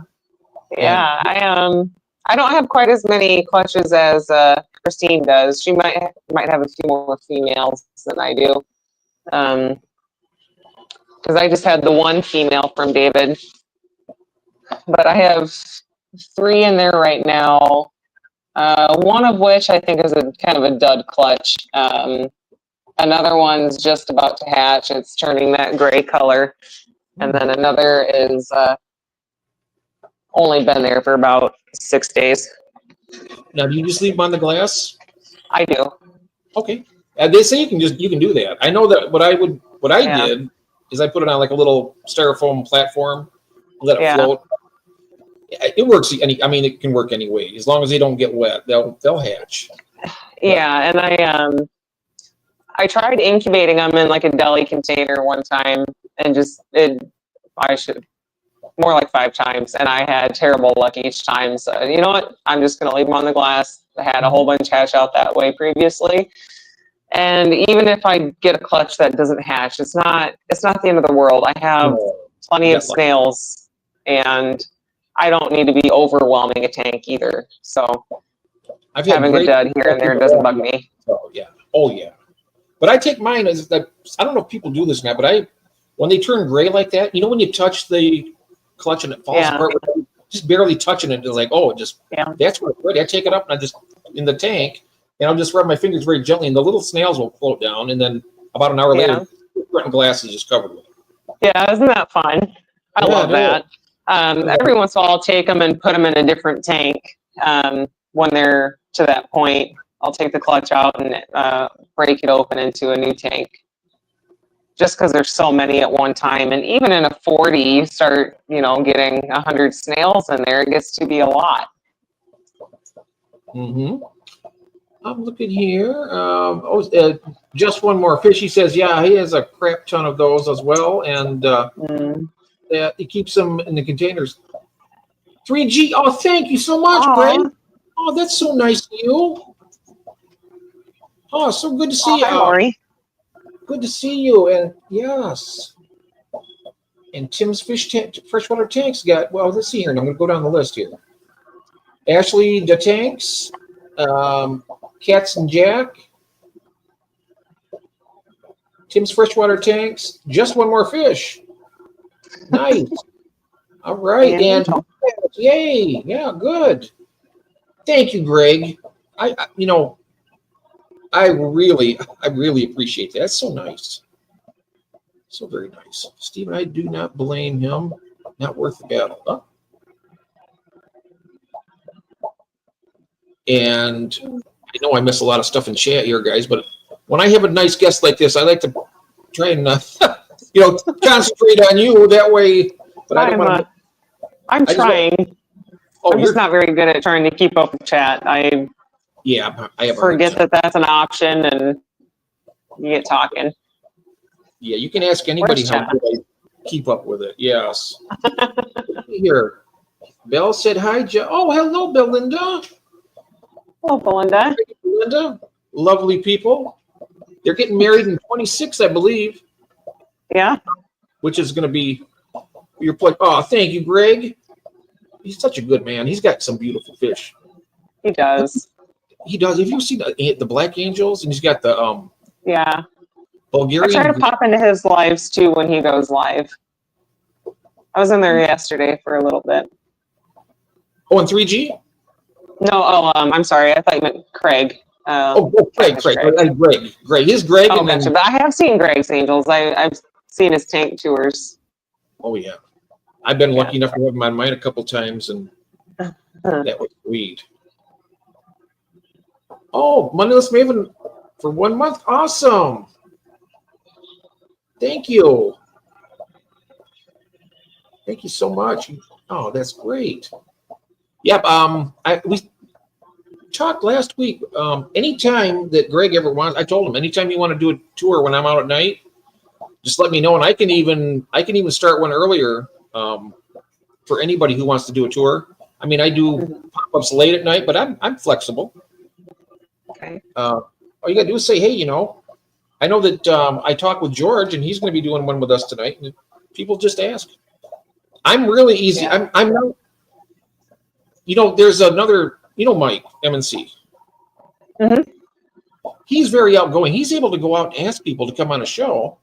I'm so bashful. Sometimes I have a hard time doing it. So, whenever I have a special guest, it's really, really special. But I don't go out and actually go headhunting and say, get this person and that person and stuff. So, I got to admire him on that. He's got that social power to do that, but I don't. I tend to be more shy and reserved, especially when I'm not familiar with anyone. I feel a little bit different, talking to everyone here, especially now that I've done it a couple times. It's not nearly as scary as the first time, but he says it takes a little bit. Yes. Greg says I go to bed with the chickens. All right. Well, we can always. Hey Jeff, haven't had a chance to send you any pics yet, but one of these ocellatus I got a folding fry. Oh, wow. That's exciting. At least 20. Oh, that is cool. You know, Drew, I would love to have anybody out there who wants to show their tank sometime. I'd love to have you on as a guest. This is my big outgoing thing right now. I always do this every once in a while. That they'd like to come and do that, and let me know what's convenient for you guys, because I'm able to work with you. It's an honor actually to have having you here. Is like, whoa. I was like, Ron.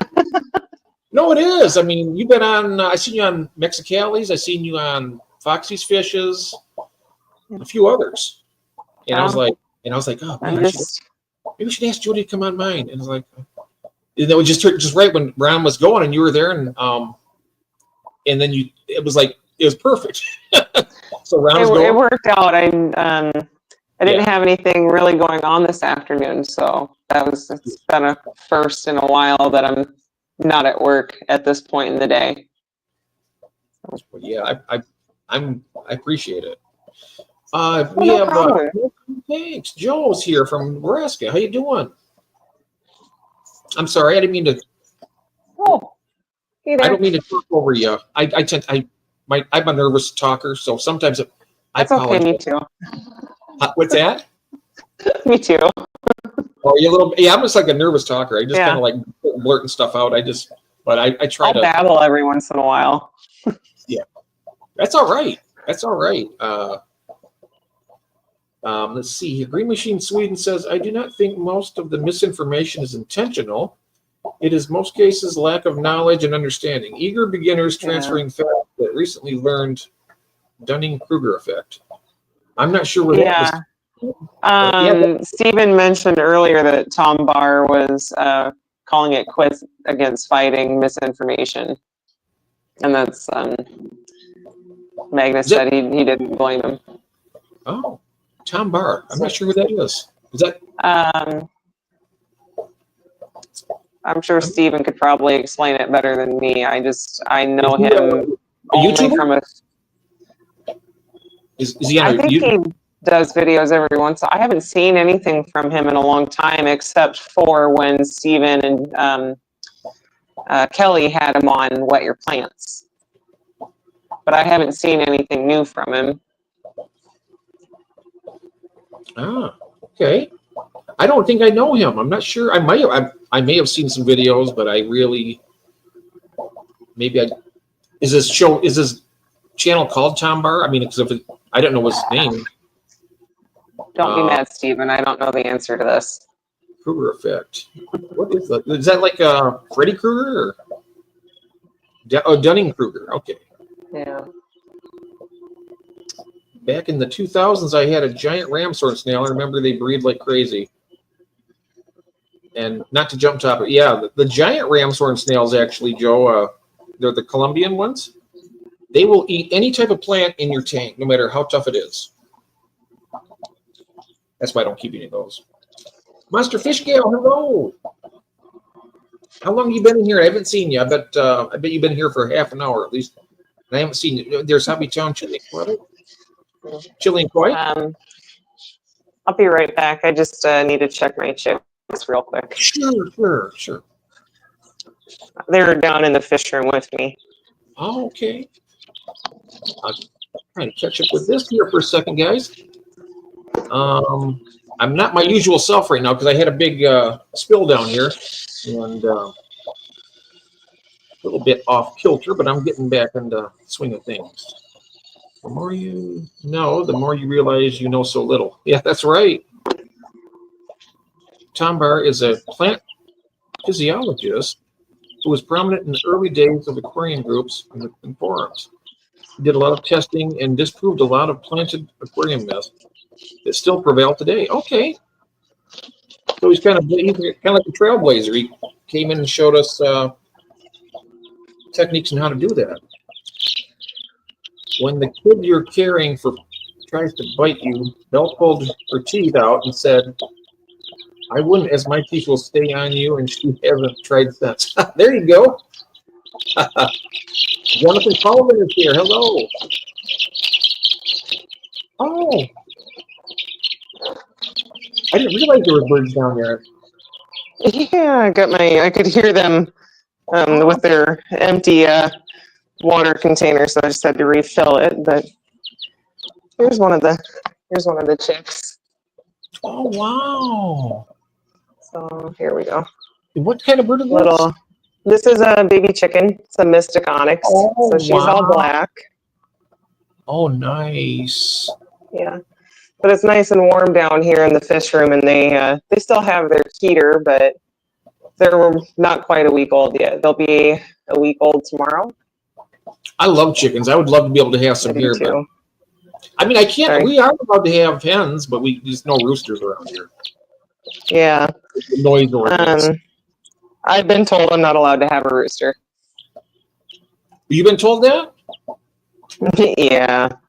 My husband said no, so I guess he has told me no. Oh, he told you no. Oh, okay. I thought maybe like a. I just need a rent-a-stud program for chickens, so I can get them to incubate eggs for me. I would love to hatch our own eggs someday, but we'll see if that's ever in the cards. Mm-hmm. Just for Fish is asking, how many chicks do you have, Jodi? I have 8 chicks down here, and then I've got 4 hens outside. The hens will be a year old in May. Oh, wow. Freshwater Ichthyologist says, roosters are amazing and so many need rescuing. Does castrating work? Well, what the problem with that is not that. It's because when they crow, they make a lot of noise. It's like a noise ordinance that they don't allow. They don't allow that. You know, we don't really have an ordinance out here for that, but my husband doesn't want to listen to it.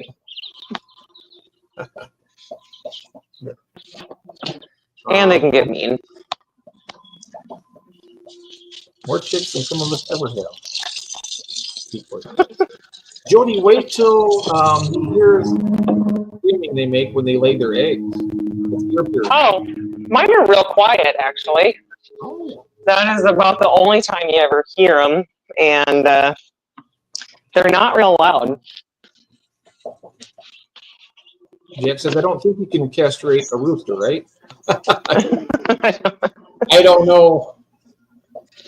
Probably if we get Australia on here, Stephen, he might be able to explain how to do that, right? That and then doing surgery on an angelfish.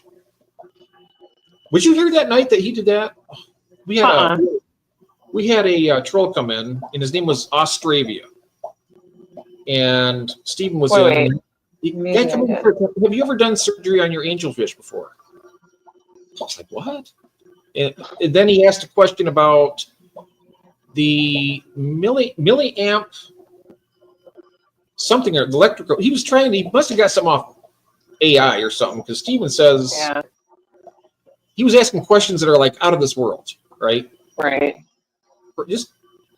And Stephen was having fun messing with him. And I remember one of them. There was a guy in here that Stephen was going back and forth with, and that questioned David's ability to keep rainbows in his tank. Oh, really? Oh, I didn't know that one. Yeah. The guy was going on and on about how rainbows need at least a 10-foot tank, and David had him in a 3-foot tank behind him, and I think we had several rainbow enthusiasts in at that point that were kind of letting him have it in a nice way. How many people in the hobby have a 10-foot tank? I mean, there's quite a few that have them. But yeah, there's some.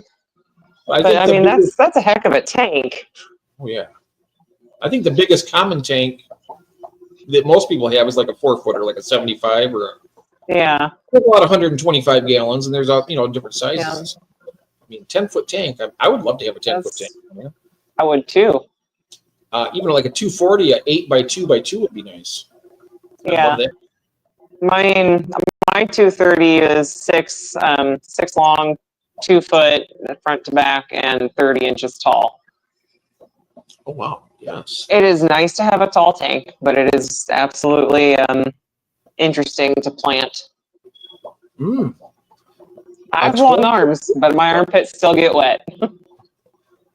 I get it's Graham from not Aquarium adventures.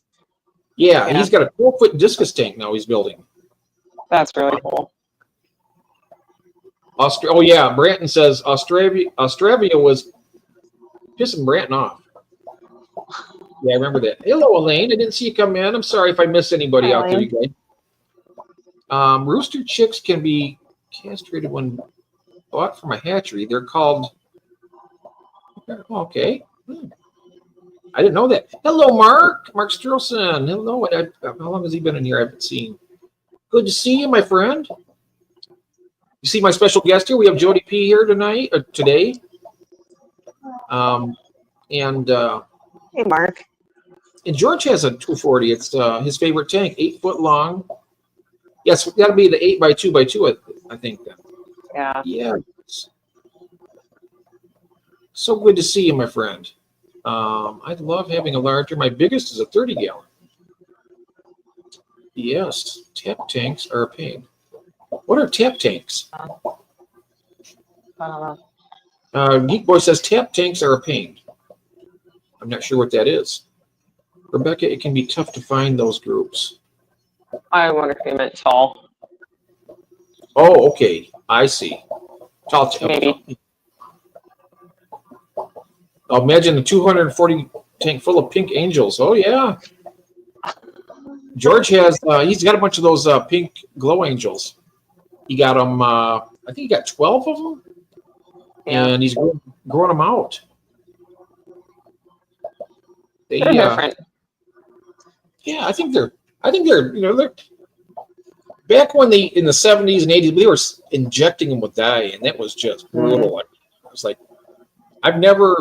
it's never been my thing, really, the glowfish, but at least now they're genetically, they're breeding true, I guess. So I guess, yeah. They're a man-made fish. Right. They're not really my thing either, but I'm not going to go tell somebody, hey, don't get those.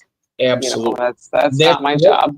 And that's the thing I like to stress here on this channel, in this particular live stream, is that, there's not going to be any bullying. If somebody doesn't like your fish, it's okay. You can have a disagreement or, stuff, but you're not going to come in and say, well, you're keeping glowfish. You don't.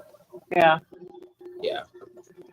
There's one thing I truly believe: everybody is entitled to their own opinion, and it's theirs. We don't have to share the same opinion. Yes, I agree with that. And everybody there's always two sides to every story. That's something that a lot of people don't realize. Oh, yeah. But yes, it's hey, there's Big Steve. We were just mentioning you hey, Big earlier. Steve. He has there's Jesse, Saline Aquatics. Hello, Jesse. Hey, Jesse. Oh, good. How'd they come in, Jesse? They're all coming in here. Look at this. I sent Jesse some. The glow angels are beautiful. I sent Jesse some corkscrew valve, the same stuff I sent to Ron. So hopefully Ron's home today to get that. Oh yeah, he. Wait a minute. He said he had to leave. His neighbor's going to come get it. Oh, okay. He's on his way to Disneyland right now. Gotcha. He was leaving before the arrival time, but he's got his neighbor. He's got a lot of really nice. I guess he's friends with his neighbors, unlike me around here. I don't know. Nice. I just don't know anybody around here actually. So, but he's going to take care of him for him until he gets back. He's going to be back in I think 2 days. They should be. Yeah, actually, I like my neighbors. One of them's actually my old school teacher, so it works out pretty well. I don't dislike him. I just don't know him. That's the thing. I'm just too introverted around here. I'm sure they're great people. I know that my next. I don't walk up. Sorry. No, I'm sorry. I get on. Oh no.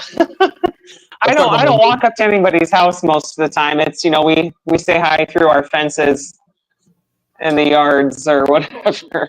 But when I'm walking around it's a big oval here, right? So I think there's only like 30 homes in this subdivision. It's all just one big oval, and it's all around the perimeter of it. And if you walk around it twice or 3 times, it's 2 miles. Okay. It's supposed to be that. Anyway, when I'm walking around, I do that once in a while. And, people up there, if they wave and say hello, I'll back at them.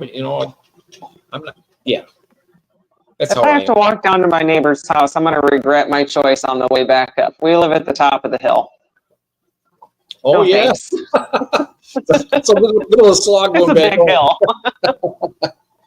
Right. Let's see here. I don't talk to neighbors. Craig says more than 1 minute. The less they know, the better. Yeah, like I say, my next door neighbor. He's the only one we really know.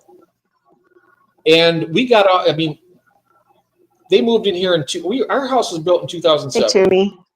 Yeah. Oh, it's Toonie here. Hello. Yeah. Toonie Little. Oh, you know what? I've seen Toonie Little a lot. Here we go. Sorry about that. And then Jesse, I just wanted to make sure that they didn't get too hot or too cold. Just in case they got delayed, I was just being overly cautious. Yeah. That shows that, that's the thing of it. That's another thing. You care about what you're doing. That's what, Yeah. that shows too. I mean,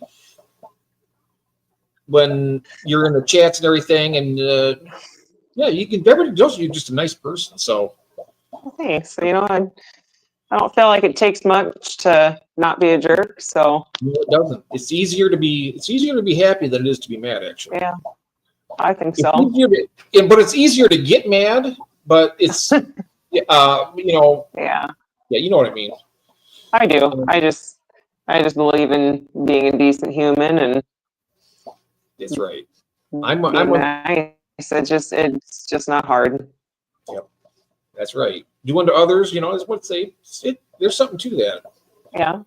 As long as Absolutely. Yep. But there is always a there's a limit to it though. I mean, you can treat somebody good. Yeah. 6 months to a year, and they treat you like crap every day of the week. I mean, you can decide that, I can decide to say goodbye to that person. That's fine absolutely. with me. Nobody needs that. But it was chillier here the day I sent out those plants, and Jesse being in North Carolina, and then there's Ron and Palm Desert. Yeah. So it's cold here but warm there. It's hard to get that right. Yeah. I know. For instance, I sent Steven some guppies, and it was, below freezing here overnight. So I wanted to put a heat pack in it, but he gets it, and the guppies are like 85-degree water by the time they get there. Yeah. But they were still alive though, right? Because he's so much warmer. What's that? Was it talking about Big Steve or Steve? No, Steve P. down in Louisiana. Yeah. They get. Yeah. I couldn't believe how much snow they got this year there, though. I know. I think they still have more than. Well, no, I think after our last snowstorm, we finally beat Louisiana. Oh. Let's see. I'm reading here in the chat. That's a good point, Jeff. I've had to read a book about the courage to be disliked. I'm a people pleaser to a negative. I try to, the thing with me is that I really, and I've been told this by other friends here, that, I like to help people and just really, it makes me feel more connected when I'm able to actually do something. Yeah.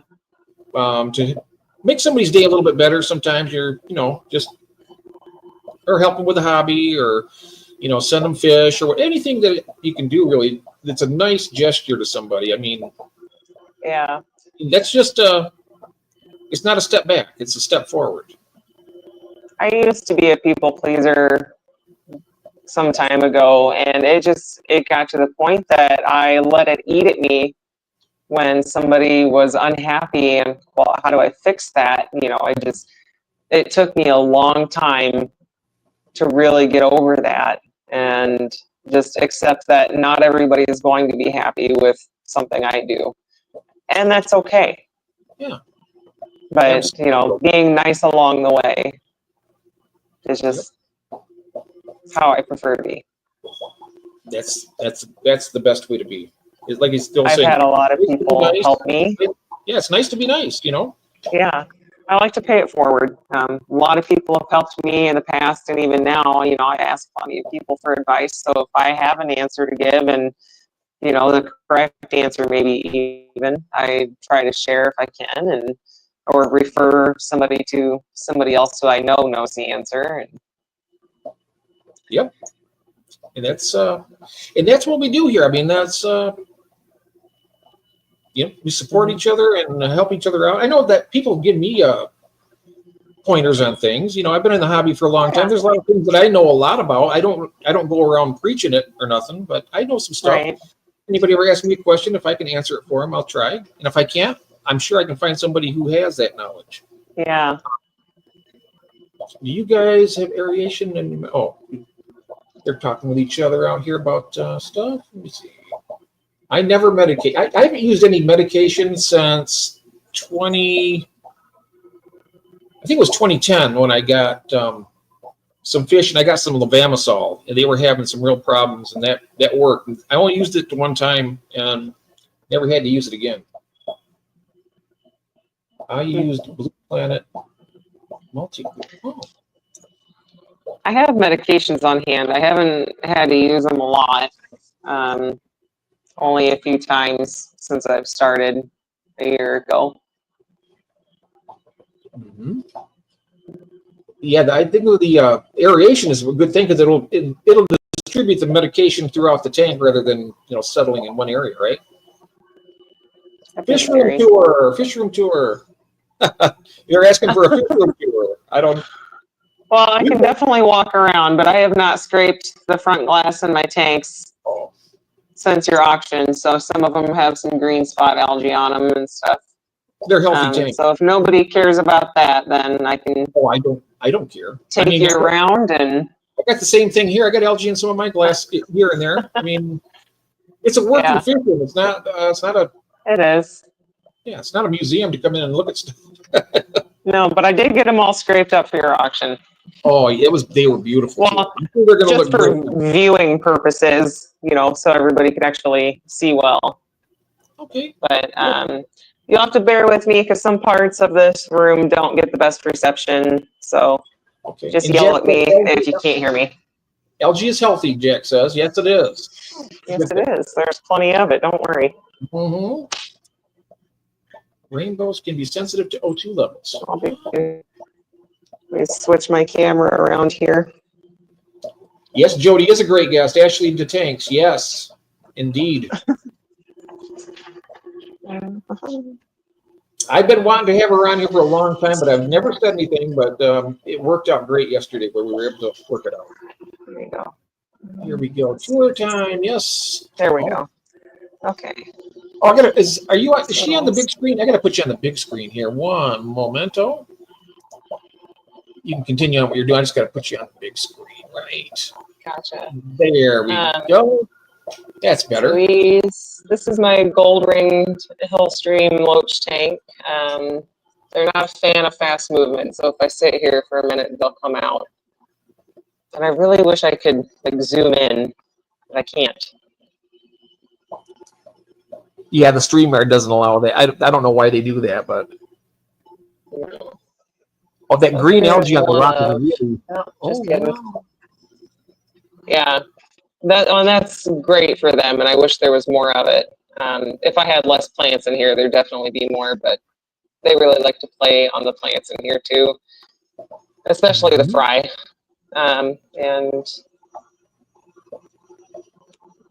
might just have to feed them and come back.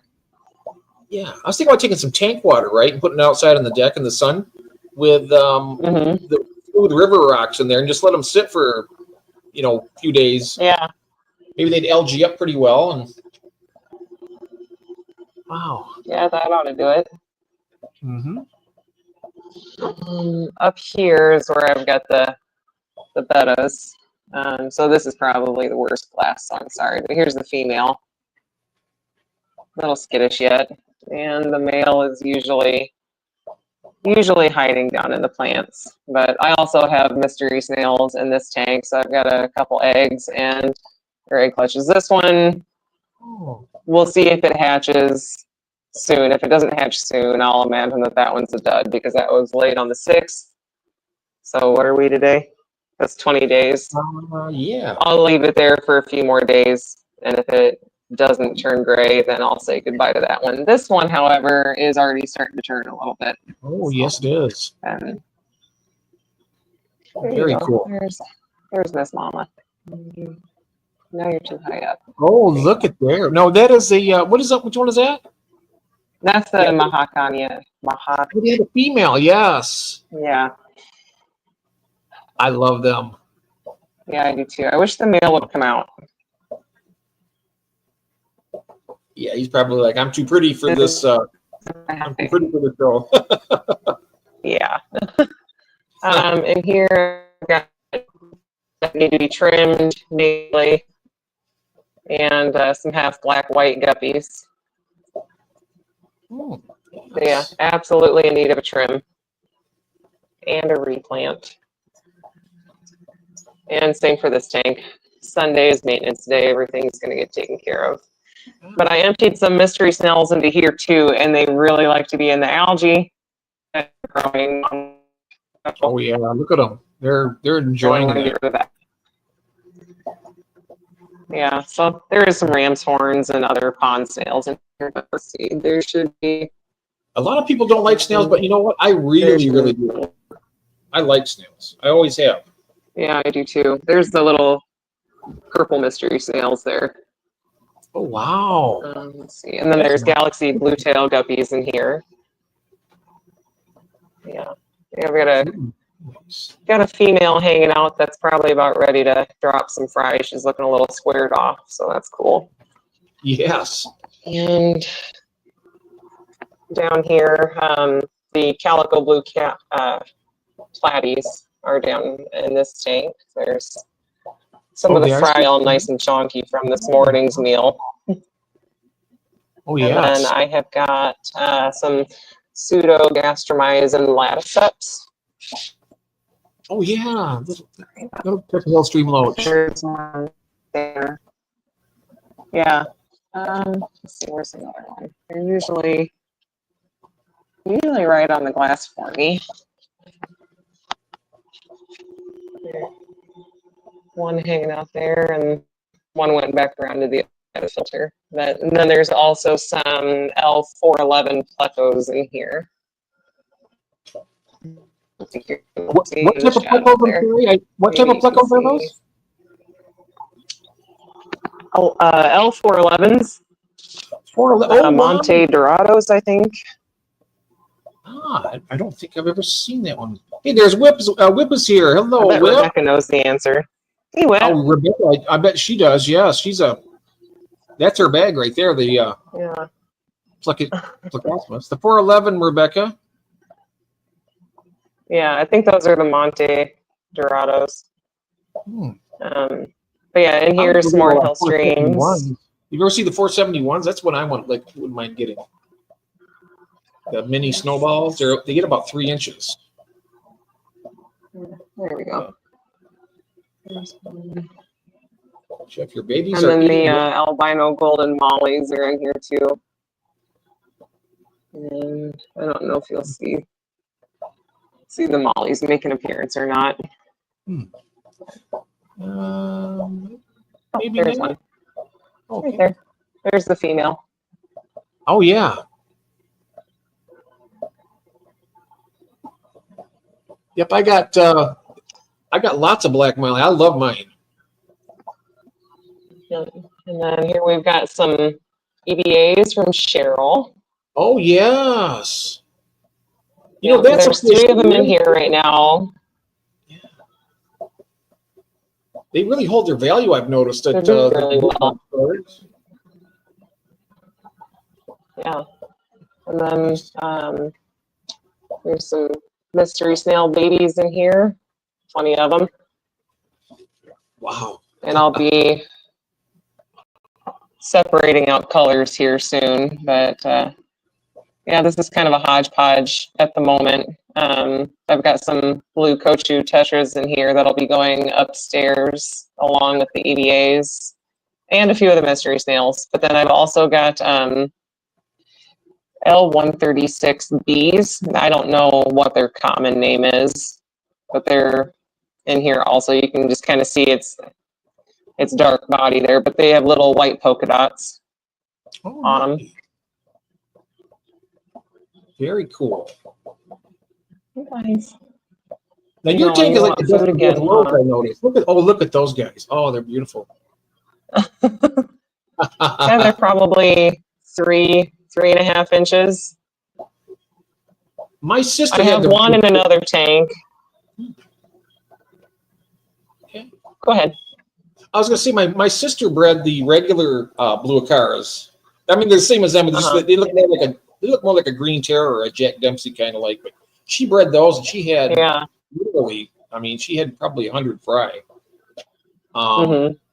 But the thing of it is, these right here, I've noticed they really hold their value over time. I mean, when they first came out in the hobby, they were so expensive, and now even you go look at them, they're still a $10 to $20 fish, even from very small. And now are they? How are they? I really like these guys. Oh yes. Do they ever bother the other fish in the tank or the? So they haven't bothered the loaches at all or the blue coachie tetras. The only thing Cheryl sent me 4, and they picked on one and tore some scales off. So he got taken over to a mutt guppy tank that had a lot of fry in it, and he's going to beef back up a little before he goes back into play with these guys. There's a question for you, Jodi.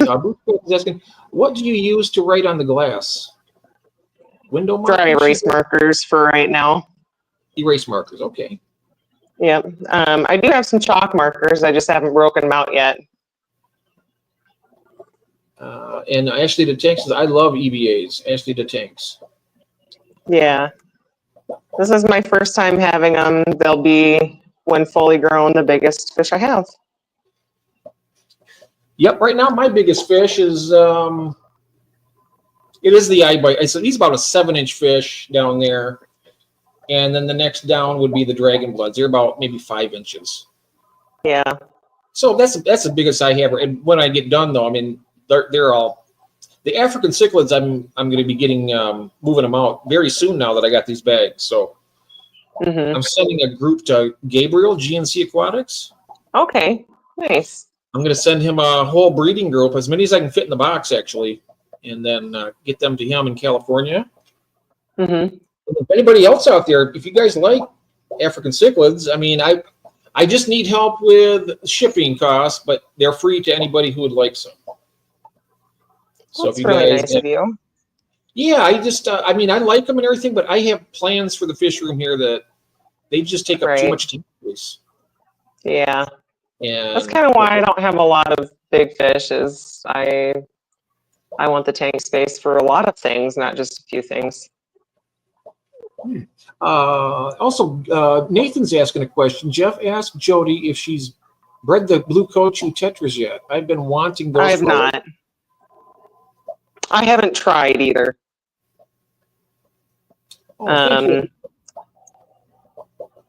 I do have RO water now, so I could try breeding the tetras, but my water on its own is not conducive to tetra breeding whatsoever.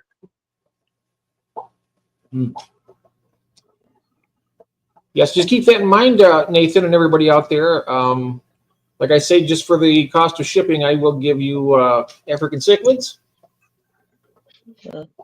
Because why not? I mean, I'm not. Well, try it. Dang it! Yeah, I'll try. But, I'll get on that.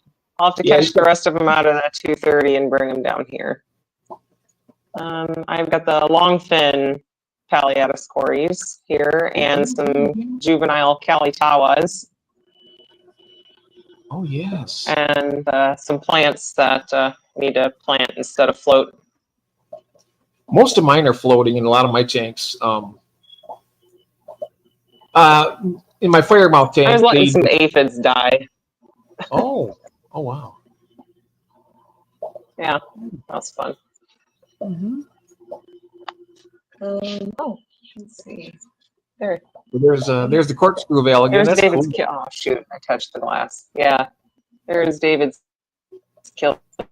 One.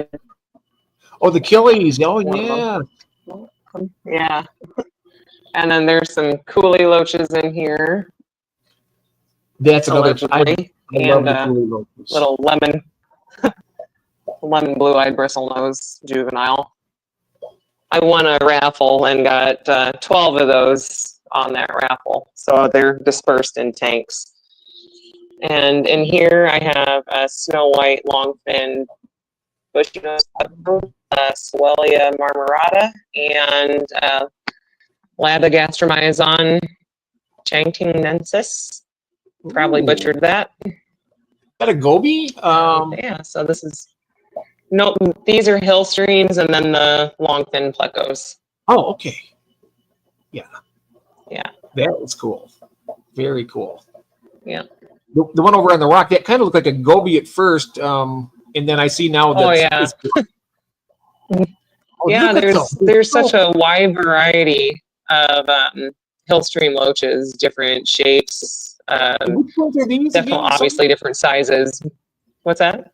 Are these the reticulated? No, these are marmoratas. I have, well, they do have reticulations, but they're not linealata. So these are marmoratas, and then I have linealatas in a different tank. Oh, they're so cool. Look at them. The marmoratas in. They're social. They're Look at so them. fun to watch. Yeah, they are. Oh yeah, yeah. So yeah, there's those. Yep. Cool. Let's see. I've got the Epistogramma virillis. Oh yes, that's what Grant was talking about. Feeding my fry the baby branch. Yeah. Oh, they're beautiful. Look at. Just a little guy right now. He's probably only an inch and a half long. There, sorry. This is where I'm going to run out of reception a little bit, so I apologize. Oh, that's all right. I appreciate. It'll probably help if I turn my Wi-Fi back on, though. Sorry to have you having to work so hard doing that. We all appreciate I don't mind. Oh, okay. I don't mind. I just feel bad having you. I don't know. I'm just trying to be accommodating to a point where it's actually a fault. I just don't like people having to work. So can you hear me? I can hear you. Yep. Okay, good. Let's see. There's one on the glass right now. But here's another one of the Bufordias. I wonder if I can get around to the other side and sneak a peek. So the fin method is the way to tell the square is the male and the rounded is the female, correct? Depends on species. Solelia are probably the easiest to tell apart. Bufordias are a little bit harder, but I wish I had one to compare it to right now. Let's see. Yeah, I've seen some that have the really blocky fins, and the other ones are more just a rounded. Yeah, let's see. Here's a Bufordia. This is a female. Yes. I can see this one is a male from here, but I don't know if you guys can tell. But he's got more squared off fins than the female does. But there's other ways to tell too. But as far as like some of the gastromyzons and the other species, I don't know how to definitively tell them apart unless they're flashing their breeding colors, spawning colors. Now the fish is right in front of the. See that? Is that one of the loaches there on the ground on the substrate? This one? Down? Yeah. Yeah, that is a loach. That's the Labogastromyzon. I think on Dan's fish, they're called cookies and cream hill streams. They're beautiful. Look at them. Which is fun. I like They're that. very neat. Yes. They're just so interesting in their behavior, how they just kind of like. Yeah. And I really like these long fin plecos. They just look like angels when they swim throughout the aquarium. And that's the whitest, one of the whitest ones I've ever seen before. It's no I way. got these from Pete Willardson, also, yeah, Pleco Pete's in Omaha. Oh, nice. Omaha. Oh, nice. We see here. Oh, we got David's Aquatics. Hello, David. Welcome in. Hey, David. I'm going to see if there's any Let's questions see. for you. We see some questions here. Well, if Big Steve is in here, here are your here's your white clouds. If you're still watching, so I got white cloud mountain minnows, the Oh, long nice. I fin got from some. Steve. Those are beautiful. Yeah, and then I have got snow white panda cories in here too. Oh, wow. That's cool. Yeah, they're I like the way that's planted too. Look, that's so interesting. It's just like, well, it started off with these in a row, and they just kind of did their own thing. That Halanthium bolivianum, or yeah, bolivianum. Somebody else can say that correctly, probably. That stuff just did what it wanted. yeah. It is spread like crazy. It started off in 2 rows on the left-hand side. I got my first mountain minnows a couple weeks ago. I think it's 2 weeks or maybe 3 weeks. Jodi, Yeah. or not Jodi. Here's my empty can of brine shrimp eggs to remind me to get more when they come back. Yes.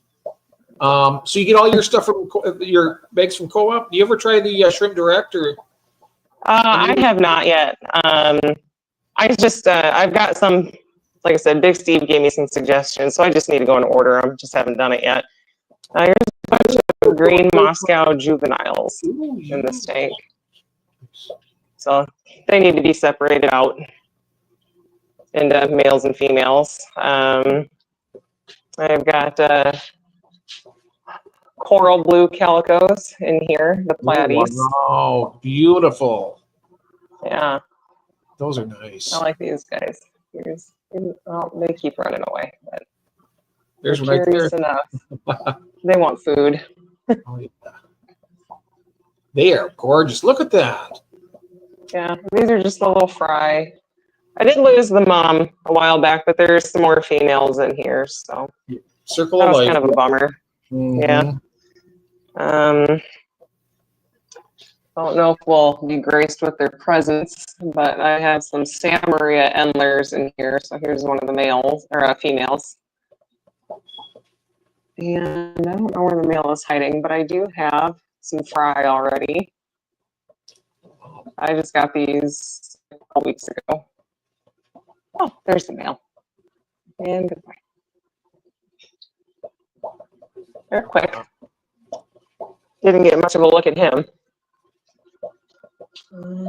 This one is black flame endlers, and I almost never see them except for when I feed. And then there are some jelly shrimp in here, or yeah, sky blue, blue jelly. Yeah. Little guy. Yep. Oops. And that plant there, is that the corkscrew veil, isn't it? And then, yeah, there's corkscrew veil in here too. Okay, I was And wondering. here, once you have it, you always have it. Okay. Very nice. Yep. This is in the Demon Eye Hillstream tank, but the water has since turned green on me, which actually is kind of fortuitous because I got some rice fish eggs off Amazon, so I've been using the green water out of here to feed the rice fish as they hatch. That's actually a good thing to have. I had a tank that had a green water, Yeah. and I tried so hard to get rid of it, and I got one of those UV things. I wish I had it now because it is good for you. You can take a little cup of that and just pour it in another tank. Yeah. Baby fry will eat it. Yeah. Let's see. We've got the Galaxy Blue-tailed guppies. Now, these were all on your auction, so there's the Galaxy Blue-tail females and males here. And then blue Moscow females here and the males here. Oh, wow. Then the greens, and I'm down to 1 male, so I probably will Hold him breed back for a little while again, and then start the greens again on auctions. Yep. And then I've got the half black whites here. Oh, yeah. And then the females. I like these because even the females are really pretty, in my opinion. They're very pretty. Very, very nice. Yeah. But I'd like to eventually whittle down my guppy supply.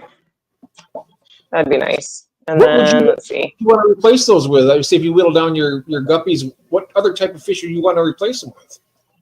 Well, I'd like to have tanks open and available for raising out other fry. Like I have got some blue Galeris killifish. Oh, wow. Yes. I love those. These guys are so neat. Wow. They're so close to being mature. So I was speaking with somebody else, and once they have their full trident tail is when you can generally start getting fertile eggs, nicely fertilized eggs from these guys. So this one is the closest to having his trident. This one's second closest. They're just so beautiful. I absolutely love the blue Galeris. I love I'm really starting to get into the killies. Blue Galeris, wow. And these guys are fun. They are little water puppies. They'll eat. I can put food in my hand and set it in the aquarium, and they'll swim right in it and eat. Thank you, Don. I missed this here. Thank you very much, Don, for the gifted memberships. I was so busy looking at these blue Galeris, I didn't even see it. So thank you very, very much. Oh my goodness. Yes, thank you, Don. Thank you, Don. Let's see. We have mutt guppies in here, and this is where the other electric blue Acara went. So I have no more little fry in here, so I think he did his job. Oh, clean him up. Yep, that was the goal. That's the goal, yep. There was probably 50, 60 small fry in here, and it looks like you've gobbled them up, buddy. And your scales have healed where they got picked off, so that was good. And then I also have a melanistic gambusia from Big Steve. And wow. Let's see, my so the black came off again. Melanistic, so that's the black, right? The black is the melanistic. They're hiding. Leucistic is the they light. They almost look like Dalmatians. Oh. Yeah. So you can see that little male there. So I thought I had two females. Whoops, there it is. So one of what I thought was a female has turned into a male and is rather large compared to the other two. So, yeah. Very, very nice. Pretty neat. Yes. More galaxy blue tail fry in here, and I'm due to separate out some of the fry, or getting to that point now. I can tell they're male versus female. And then here are the Soelia linealatas and all the blue dream shrimp. So I haven't put my rocks and stuff back in here yet because I've still been picking out of here and selling a few, and they are just such a pain in the butt to catch. You have to lower the water level down. I trimmed back a bunch of plants, and it still took me like 3 hours to catch 10. Those are because really they're nice. so quick. They're so nice and dark. Thank you. But here's one of the little. Oh, the little Hillstream looks there. There we go. And yeah, and then here's this is the female, and I'm not sure where the male is hiding at the moment here. That's so cool. I love those things. I've never. I'm gonna have to give them a try. They're just so fun to watch. Oh, they are. Are they pretty hardy? I mean, do they need any special type of care that over and above? I mean, it's just. I wouldn't say that they require any kind of special care that you wouldn't already give to your fish. I mean, make sure they're fed. I mean, these guys are big algae feeders. So it's preferable to have, rocks with algae in your tanks. So I have their rocks in buckets. I just need to put them back in there, but it's going to wait because I'm going to have to drop the water level down again and catch a few more out soon. So instead of disturbing them a ton, I'll just leave it as is for now so I can get the rest caught. And we do have some questions here. Can I ask them to, Tuning asking, what do you feed your killifish? Might have been eating pellets, but I'm sure they'd prefer live or frozen. These guys didn't really care for baby brine shrimp. I'm sure they're maybe a little bit small, but they do like the white worms. So I feed them those on occasion when I have enough. I can steal a few. And then I feed them a lot of bug buffet, and they go nuts for bug buffet. Nice. And Donna's coming, wow, the roots on those floaters, they are something. Yes, they are. Yeah. Yeah. Well, then I've got peace lilies and pothos sticking out of almost every tank. So this bunch of roots over here is from a peace lily up top. And then we're just down to the mud guppies. Oh, yes. Oh, nice. Yeah, your mud guppy tank is absolutely stunning. Look at that. So many different colors. Yeah. Boots is saying every time she sees one of your hill streams, she wants to tickle its belly through the glass. Oh, don't you though? It's so fun. I would if I could. Yeah. Wow. They are. Look at those. Beautiful. This big red one with a tail is the only one that can't go because that is my daughter's favorite. Oh yeah, you got to keep the favorites. Yeah. This guy right there. He's got a big dorsal. Wow. Yeah. Wow. Anyway, that kind of concludes that. Other than that, I have a bunch of rice fish hatching on here. Oh, wow. And so I don't know if you can see them all.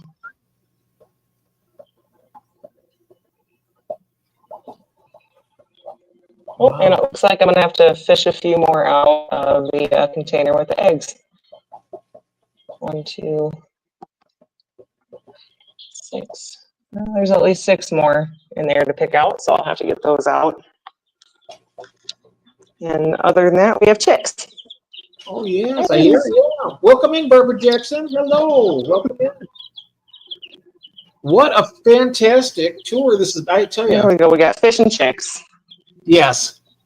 Not to be mistaken with fish and chips. Oh, my. All righty. Let's pull you back to the normal screen here. So. There we go. Working on my end also. All right. Let's see. There we go. All right. So we. Moneyless Maven says my 2 biggest hill stream are mouse and cheese because they scurry like mice. It's adorable. Aww.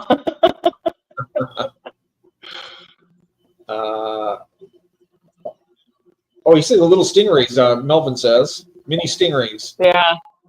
Yeah, they're referred to that as that a lot.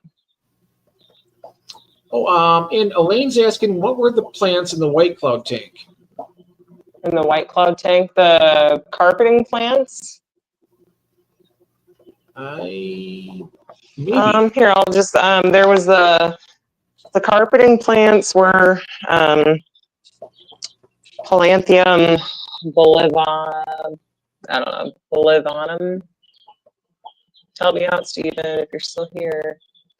He is. And then there's Cryptonuri, some broadleaf Ludwigia, and Crypt Tropica.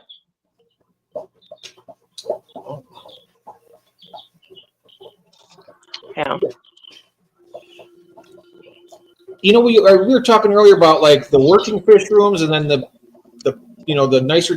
You get the best of both worlds. It looks like you got nice plants and they look great and you know. Thanks. You know, there's some tanks with more algae than I'd like there to be just for the plant's sake. but I just don't sell plants out of those tanks because I feel really bad about sending somebody algae that they don't want. Algae doesn't bother me at all. I mean, Well, it does some people when they're going for plants that aren't, already having algae on them. They don't want it spreading in their tanks, but I just, so I just don't sell any out of those tanks. And we'll see if I can get them to clear up. And like, I know that algae spores are in the air and they're making it into the water. And if I was better at fertilizing or remembering to fertilize, then I would probably have slightly healthier plants and a little bit less algae. Same here. What I do is I go, if I see a plant that looks like it's struggling, then I'll add fertilizer. It's usually, it's not quite as green as I normally have it. Here we got, Boots Cat says there was a tank on the bottom middle with the male guppies. That has a neat plant with dark leaves. We saw it during the auction, but I can't remember what it's called. Huh. Bottom middle with dark leaves. And Ashley says, I agree. Jodi's fish room is great. Yes, it is. Absolutely. Thank you, guys. Let's see, bottom middle with male guppies. Nathan says the only algae I don't want is the black beard algae. Yeah. I don't mind the beard algae. I have some green beard algae that I actually really like. Guppies, bottom middle, dark plant. Actually is really good for the tank. I mean, good for the water quality. It's good for fry fish. Oh, the Echinodorus aflame. Oh, that's it. Echinodorus. They're little baby sword plants. Oh, wow. Nice.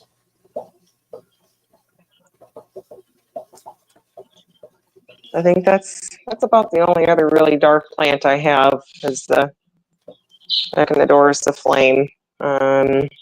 Some of the crypts are a little bit darker. Like there's Crypt tropicas, a little darker.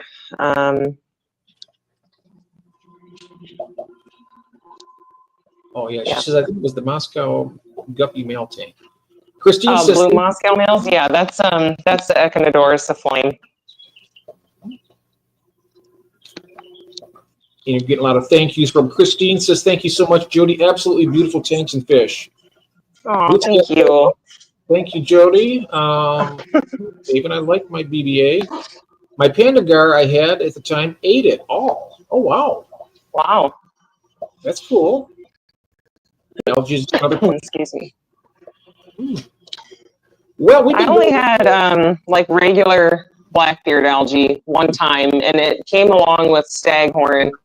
They came at the same time, and I had gotten some Siamese algae eaters, and it was gone, and I haven't experienced it since. And it was only ever in one tank. Foxy's here. Hey, Roxanne. Hey, Roxanne.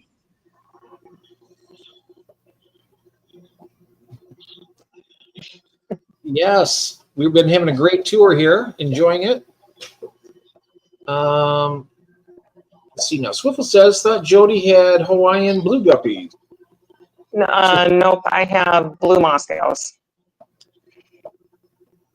And Zen says, I'm pretty sure I have every form of algae possible. Yeah, Swiffle, as far as guppies go, I have galaxy blue tails, blue Moscows, green Moscows, but I'm not letting any more of those go at the moment, at least not the males. And then half black, white guppies. Nice. And a bunch of mutts. That mutt tank is, I mean, even David was talking about that. It's really beautiful, like gems just all over the place, colors. You know, and there's still some true to species males in there, but I don't have females for them anymore. So like there's tiger half moons in there, metal blue lace, but I have no more metal blue lace females, and I can't find them anywhere. So, you know, and those are one from like Indonesia where they're kind of a one-off. So that's okay.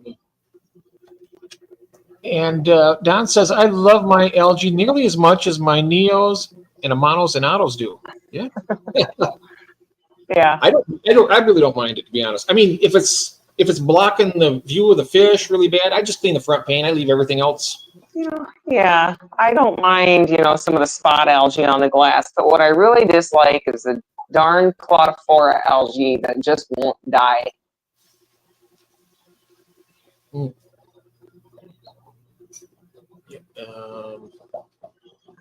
See now. It's like the evil twin of hair algae. Some of it's stringy, and there's a lot of different types of Claudiphora, but this one in particular is quite stringy. If you pull it out, you could probably knit yourself a sweater with it. It's so strong. We got a question from Swiffle here. What would you all recommend to treat new fish that have internal parasites? I ask others that question because I am not great with medications. So I do not feel comfortable telling anybody what to treat with. So I know that if you've tried other stuff, I got levamisole for mine. It's like the nuclear option. It'll take care of it generally. Yeah. But you got to be very careful not to overdose it. It works. I have Expel P and Paraclens, Maricin on hand, and some of your other things. Like I've got Icex and methylene blue, but I have never had to use methylene blue. I only ever had to use Icex, for one round of treatment. But I usually defer my medication questions to a friend, Emily Bougie, or I ask Johnny a lot for advice with Dan's Fish. Basically anybody that has more knowledge than me. And if they don't have the answer, they usually point me in the right direction. Yes. Yep, that's what I love about the community. There's always, everybody has their speciality. They can know something. We all learn from each other. See here, Steve says there's a special. For what? Yes, there is, Steve. I have referred to it as the devil's algae many times. I'll tell you where special plate scuds belong in hell. I'll tell you that right now. They are terrible. I can't seem to keep them alive. Are you kidding me? They won't die. I can meet them here. They are indestructible. Well, send them all to me. I guarantee you they'll be gone soon. Yeah, I've gotten them in on plants before, had them in, tanks with no fish yet, and they'll be gone. Which is really weird because I have really great water for snails and other inverts, and be careful most of my tanks have. Be careful what you ask for, because I'm going to tell you, they will eat your plants to the nub. Healthy plants. Well, I know Cheryl just had a real nasty experience with that too. Oh yeah, and I'm telling you, they are hard to get rid of. I mean, I don't know if you ever get rid of them all, but I put some little stickers in here. You got rid of them? Oh wow. They just never. Predators. They never took off. Was the thing. Oh jeez. All it takes is a pair of them. I bought some, and there was probably about 50 of them. Yeah. And from that 50, I've gotten hundreds, if not thousands, of them now, all over the place. The numbers are down a lot now because I've been putting fish like my fire mouths and convicts. They eat them, and I bet your bettas would like them. In the wild type bettas, but the splendens, they don't eat them. Mine don't. My betta splendens don't eat. They'll take them in their mouth and chew on them, and then they'll spit them out and they'll swim away. Yeah, we had one crown tail that was my daughter's. It was kind of the fish that started it all. It was a splendens, it hung out with shrimp, and actually there was scuds in that tank to begin with, but the guppies, once the guppies and mollies went in, they took care of them. And then I just never saw another. But the Splendens never touched shrimp or any invert.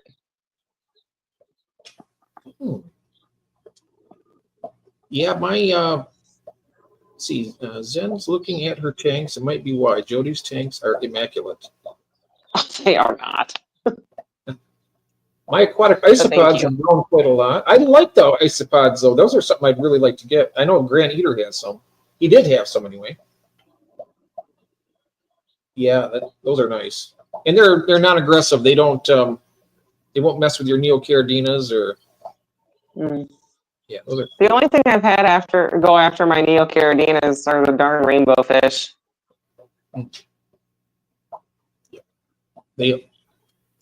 I had Blue Star Endlers in with mine. I put a female, one female. She was pregnant, and she had babies, and then they kind of like systematically. I mean, I still have some shrimp left, but I had to move all them out. They're starting to come back a little bit. Yeah, I had put some Blue Dreams. There's 50 or so in there from my daughter's tank into our big 230 gallon. Saw them all for about 5 minutes, and I hadn't seen one since until was it like last week? I finally saw one. But before that, we had stuck in just a handful, and the turquoise rainbows devoured them all. So A-frame did. now I have more plant cover. Oh, yeah. Jeff was asking you a question here. Sure. Jodi, you said you've only been in the hobby for a couple of years, a year and a half, 2 years, right? I have been in the hobby since late February. February, so just a little over a year. And really, just barely over a year. He's asking what fish started it all. So actually, my daughter started it all. I've told this before, but she really wanted a hamster, and we told her absolutely not. We've got too many animals that will eat that thing alive. And she said, well, how about a fish then? So I said, okay, we can go look at a fish. And she wanted a betta. And so that is the fish that started it all. As far as breeding, it was guppies. Had the metal blue lace guppies and tiger half moons to start with, and I never had any intention of doing any of this. It was just always going to be a tank for my daughter, a tank, a small tank for us, and then a big display tank.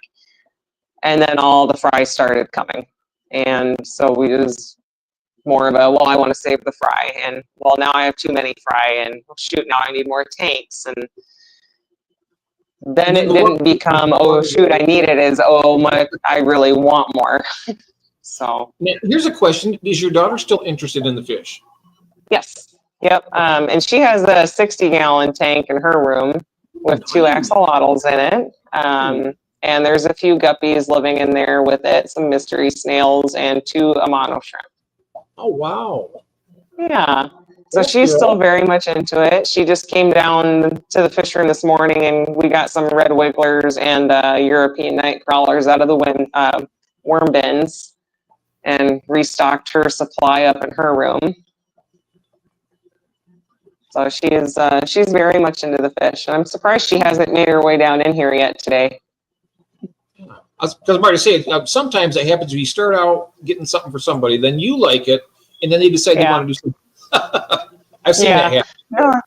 She is her elementary school's resident axolotl expert. I hear from her teacher a lot. And her principal actually keeps an axolotl in her office. So Addie loves going to visit the principal. And Big Steve made her some 3D printed things, and some of them were they're like shrimp caves, kind of like the cholla wood, but they're in the shape of an axolotl.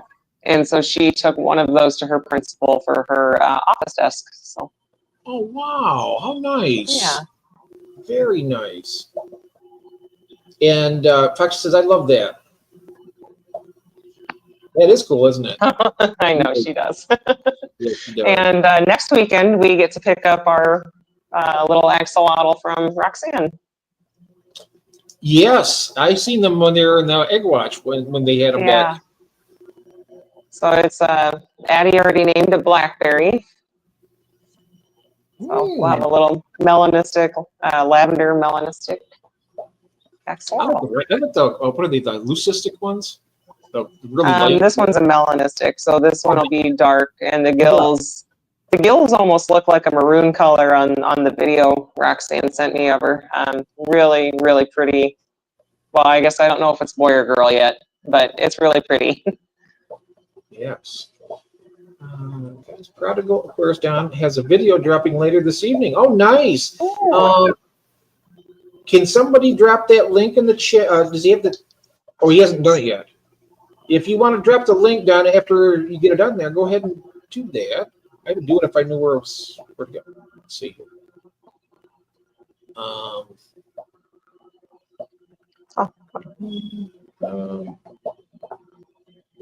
I think it's Prodigals later this evening. Okay, later this evening, so it's not ready yet. Blackberry is a little ham and likes to be hand-fed.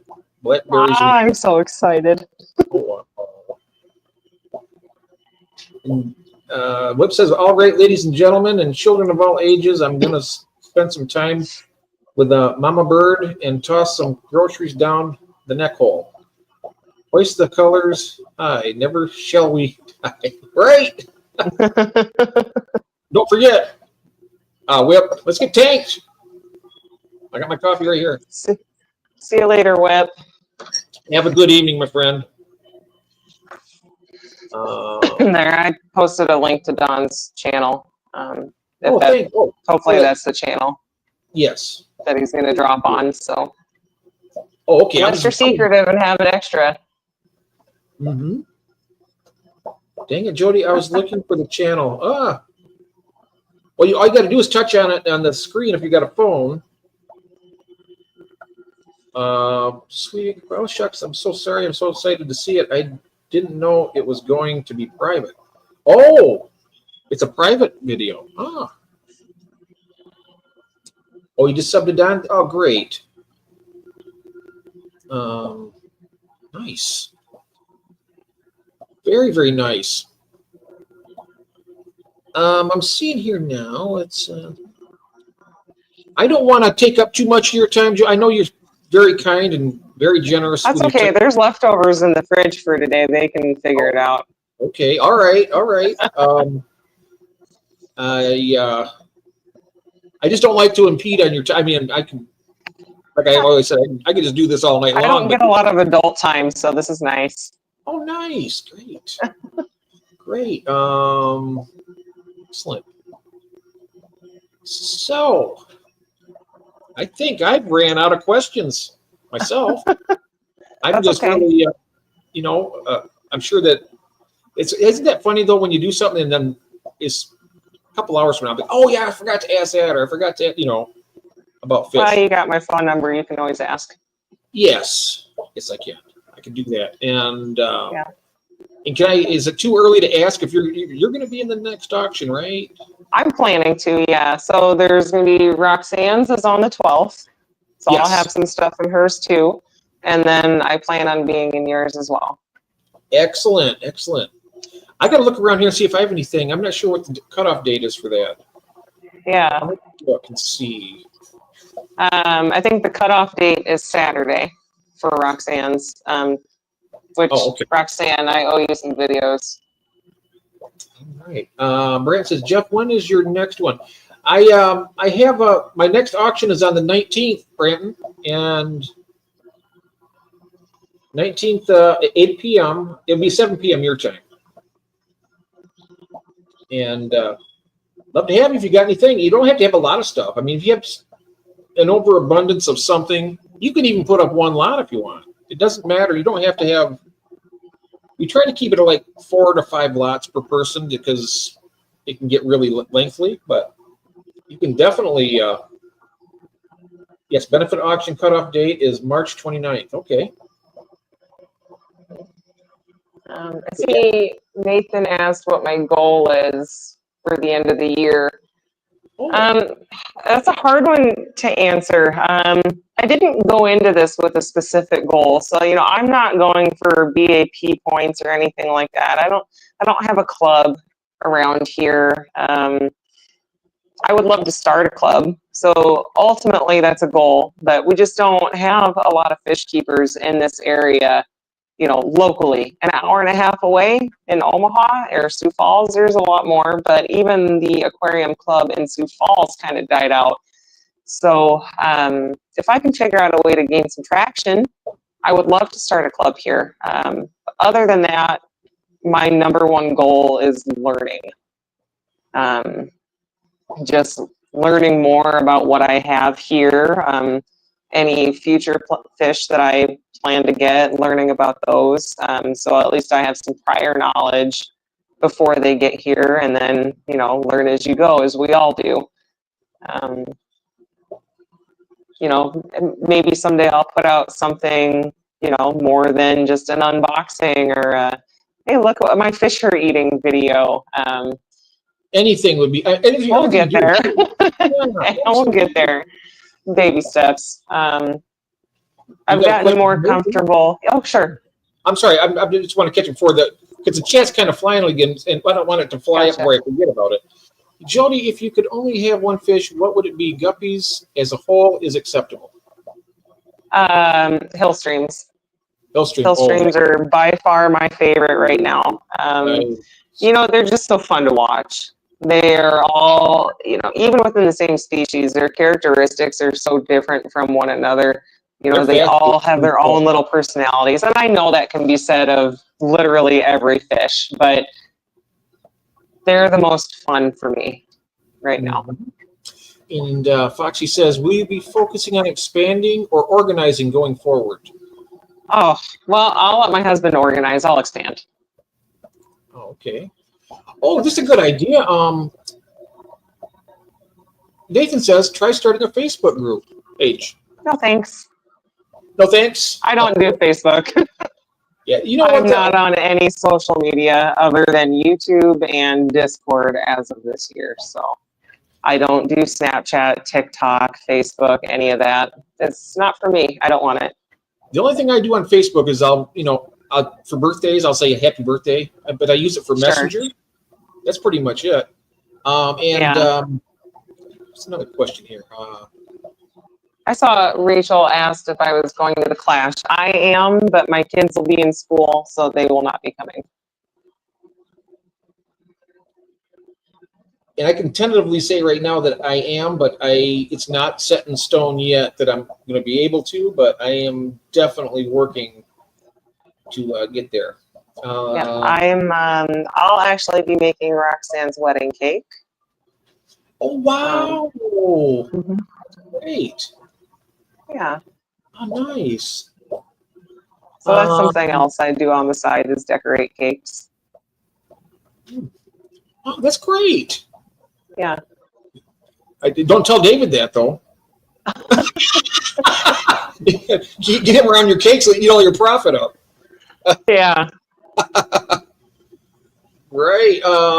Jodi is also a cake artist, not just a decorator. Yeah. I've made some fun ones. The only problem is when you make them so beautiful, you don't want to eat them. It's so nice looking. You don't want to cut into it. I'll have to send you some sometime, Jeff. They're some of them are, fun and quirky. Like my youngest daughter Addie, she asked me for a Unikitty mermaid cake for her 4th birthday. That was a fun one. And then I made my oldest daughter, who is a big Harry Potter fan, and a Hedwig owl cake. While the owl was actually floating over a book while grasping one of the Harry's wands. So, I'm a late owl. Yeah. Like a hangout, so yeah. owls work. Other than that, I really like making buttercream flowers. Those are probably my favorite. I bet they taste delicious too. They do, darn it. Buttercream, oh my god. Thanks for the stream. Sometimes it's fun to have mistakes. Thank you very much, Don, and thank you so very much Thanks, for being Don. here. Thank you very much. And we're you know what? I'm going to probably, we have 44 people in here, but I do know that I still need to cook dinner for my wife because she doesn't have anything up there. And I hope that we can have you on here again sometime. I would love to. I would love to have you on here again because that way I can get, other questions or figure out something that, I'll think of something. Yeah, anytime. Just let me. Awesome. I can usually make time during the day. I only have the 1 hour from. It would be 12:15 to 1:15 that I can't do, which would be 1:15 to 2:15 for you. Okay, that sounds great to me. And Mark Strossen, thanks for the stream, Jodi, and thank you very much, Mark. Thanks, Mark. You have a good day, mate. I boo, LOL, just about we having to go. But we got you tonight. Tonight we would be doing a tour with Nathan and Aquaballs, George Aquaballs. Yep. We have like a dual stream, kind of like. Yeah. And then I'm going to take a rest after that. I won't be streaming again until Friday. I think I'm going to take a day off. I've been streaming too much. Yeah. I think I've been streaming too much. But anyways, thank you very, very much. Thanks for having me up. It's been wonderful, and I tell you, it's good to have you on here. I just gotta say that. Well, thank you. I appreciate that. I really enjoyed today. I did too, and I hope everybody else out there did. And I want to thank everybody out there. All you guys, thank you so much. And we got to come and check out Nathan's tour tonight. It's going to be great at 10:30 Eastern time. And well, thank you. So yes, thank you. Much love, everybody, and you have a great morning, afternoon, or night. And we'll see you tonight, hopefully, on my time. So I'll do my best to try and make it in. What time is it tonight? 10:30. So it's kind of late for you. 9:30. We'll see. I might pop in for a few minutes. Yeah, absolutely. Fantastic. And thank you all very much. And it was a lot of fun. David's Aquatics, see you tonight. Okie dokie. All right. See you guys. Thanks again, Jeff. Thank you, everybody. See ya.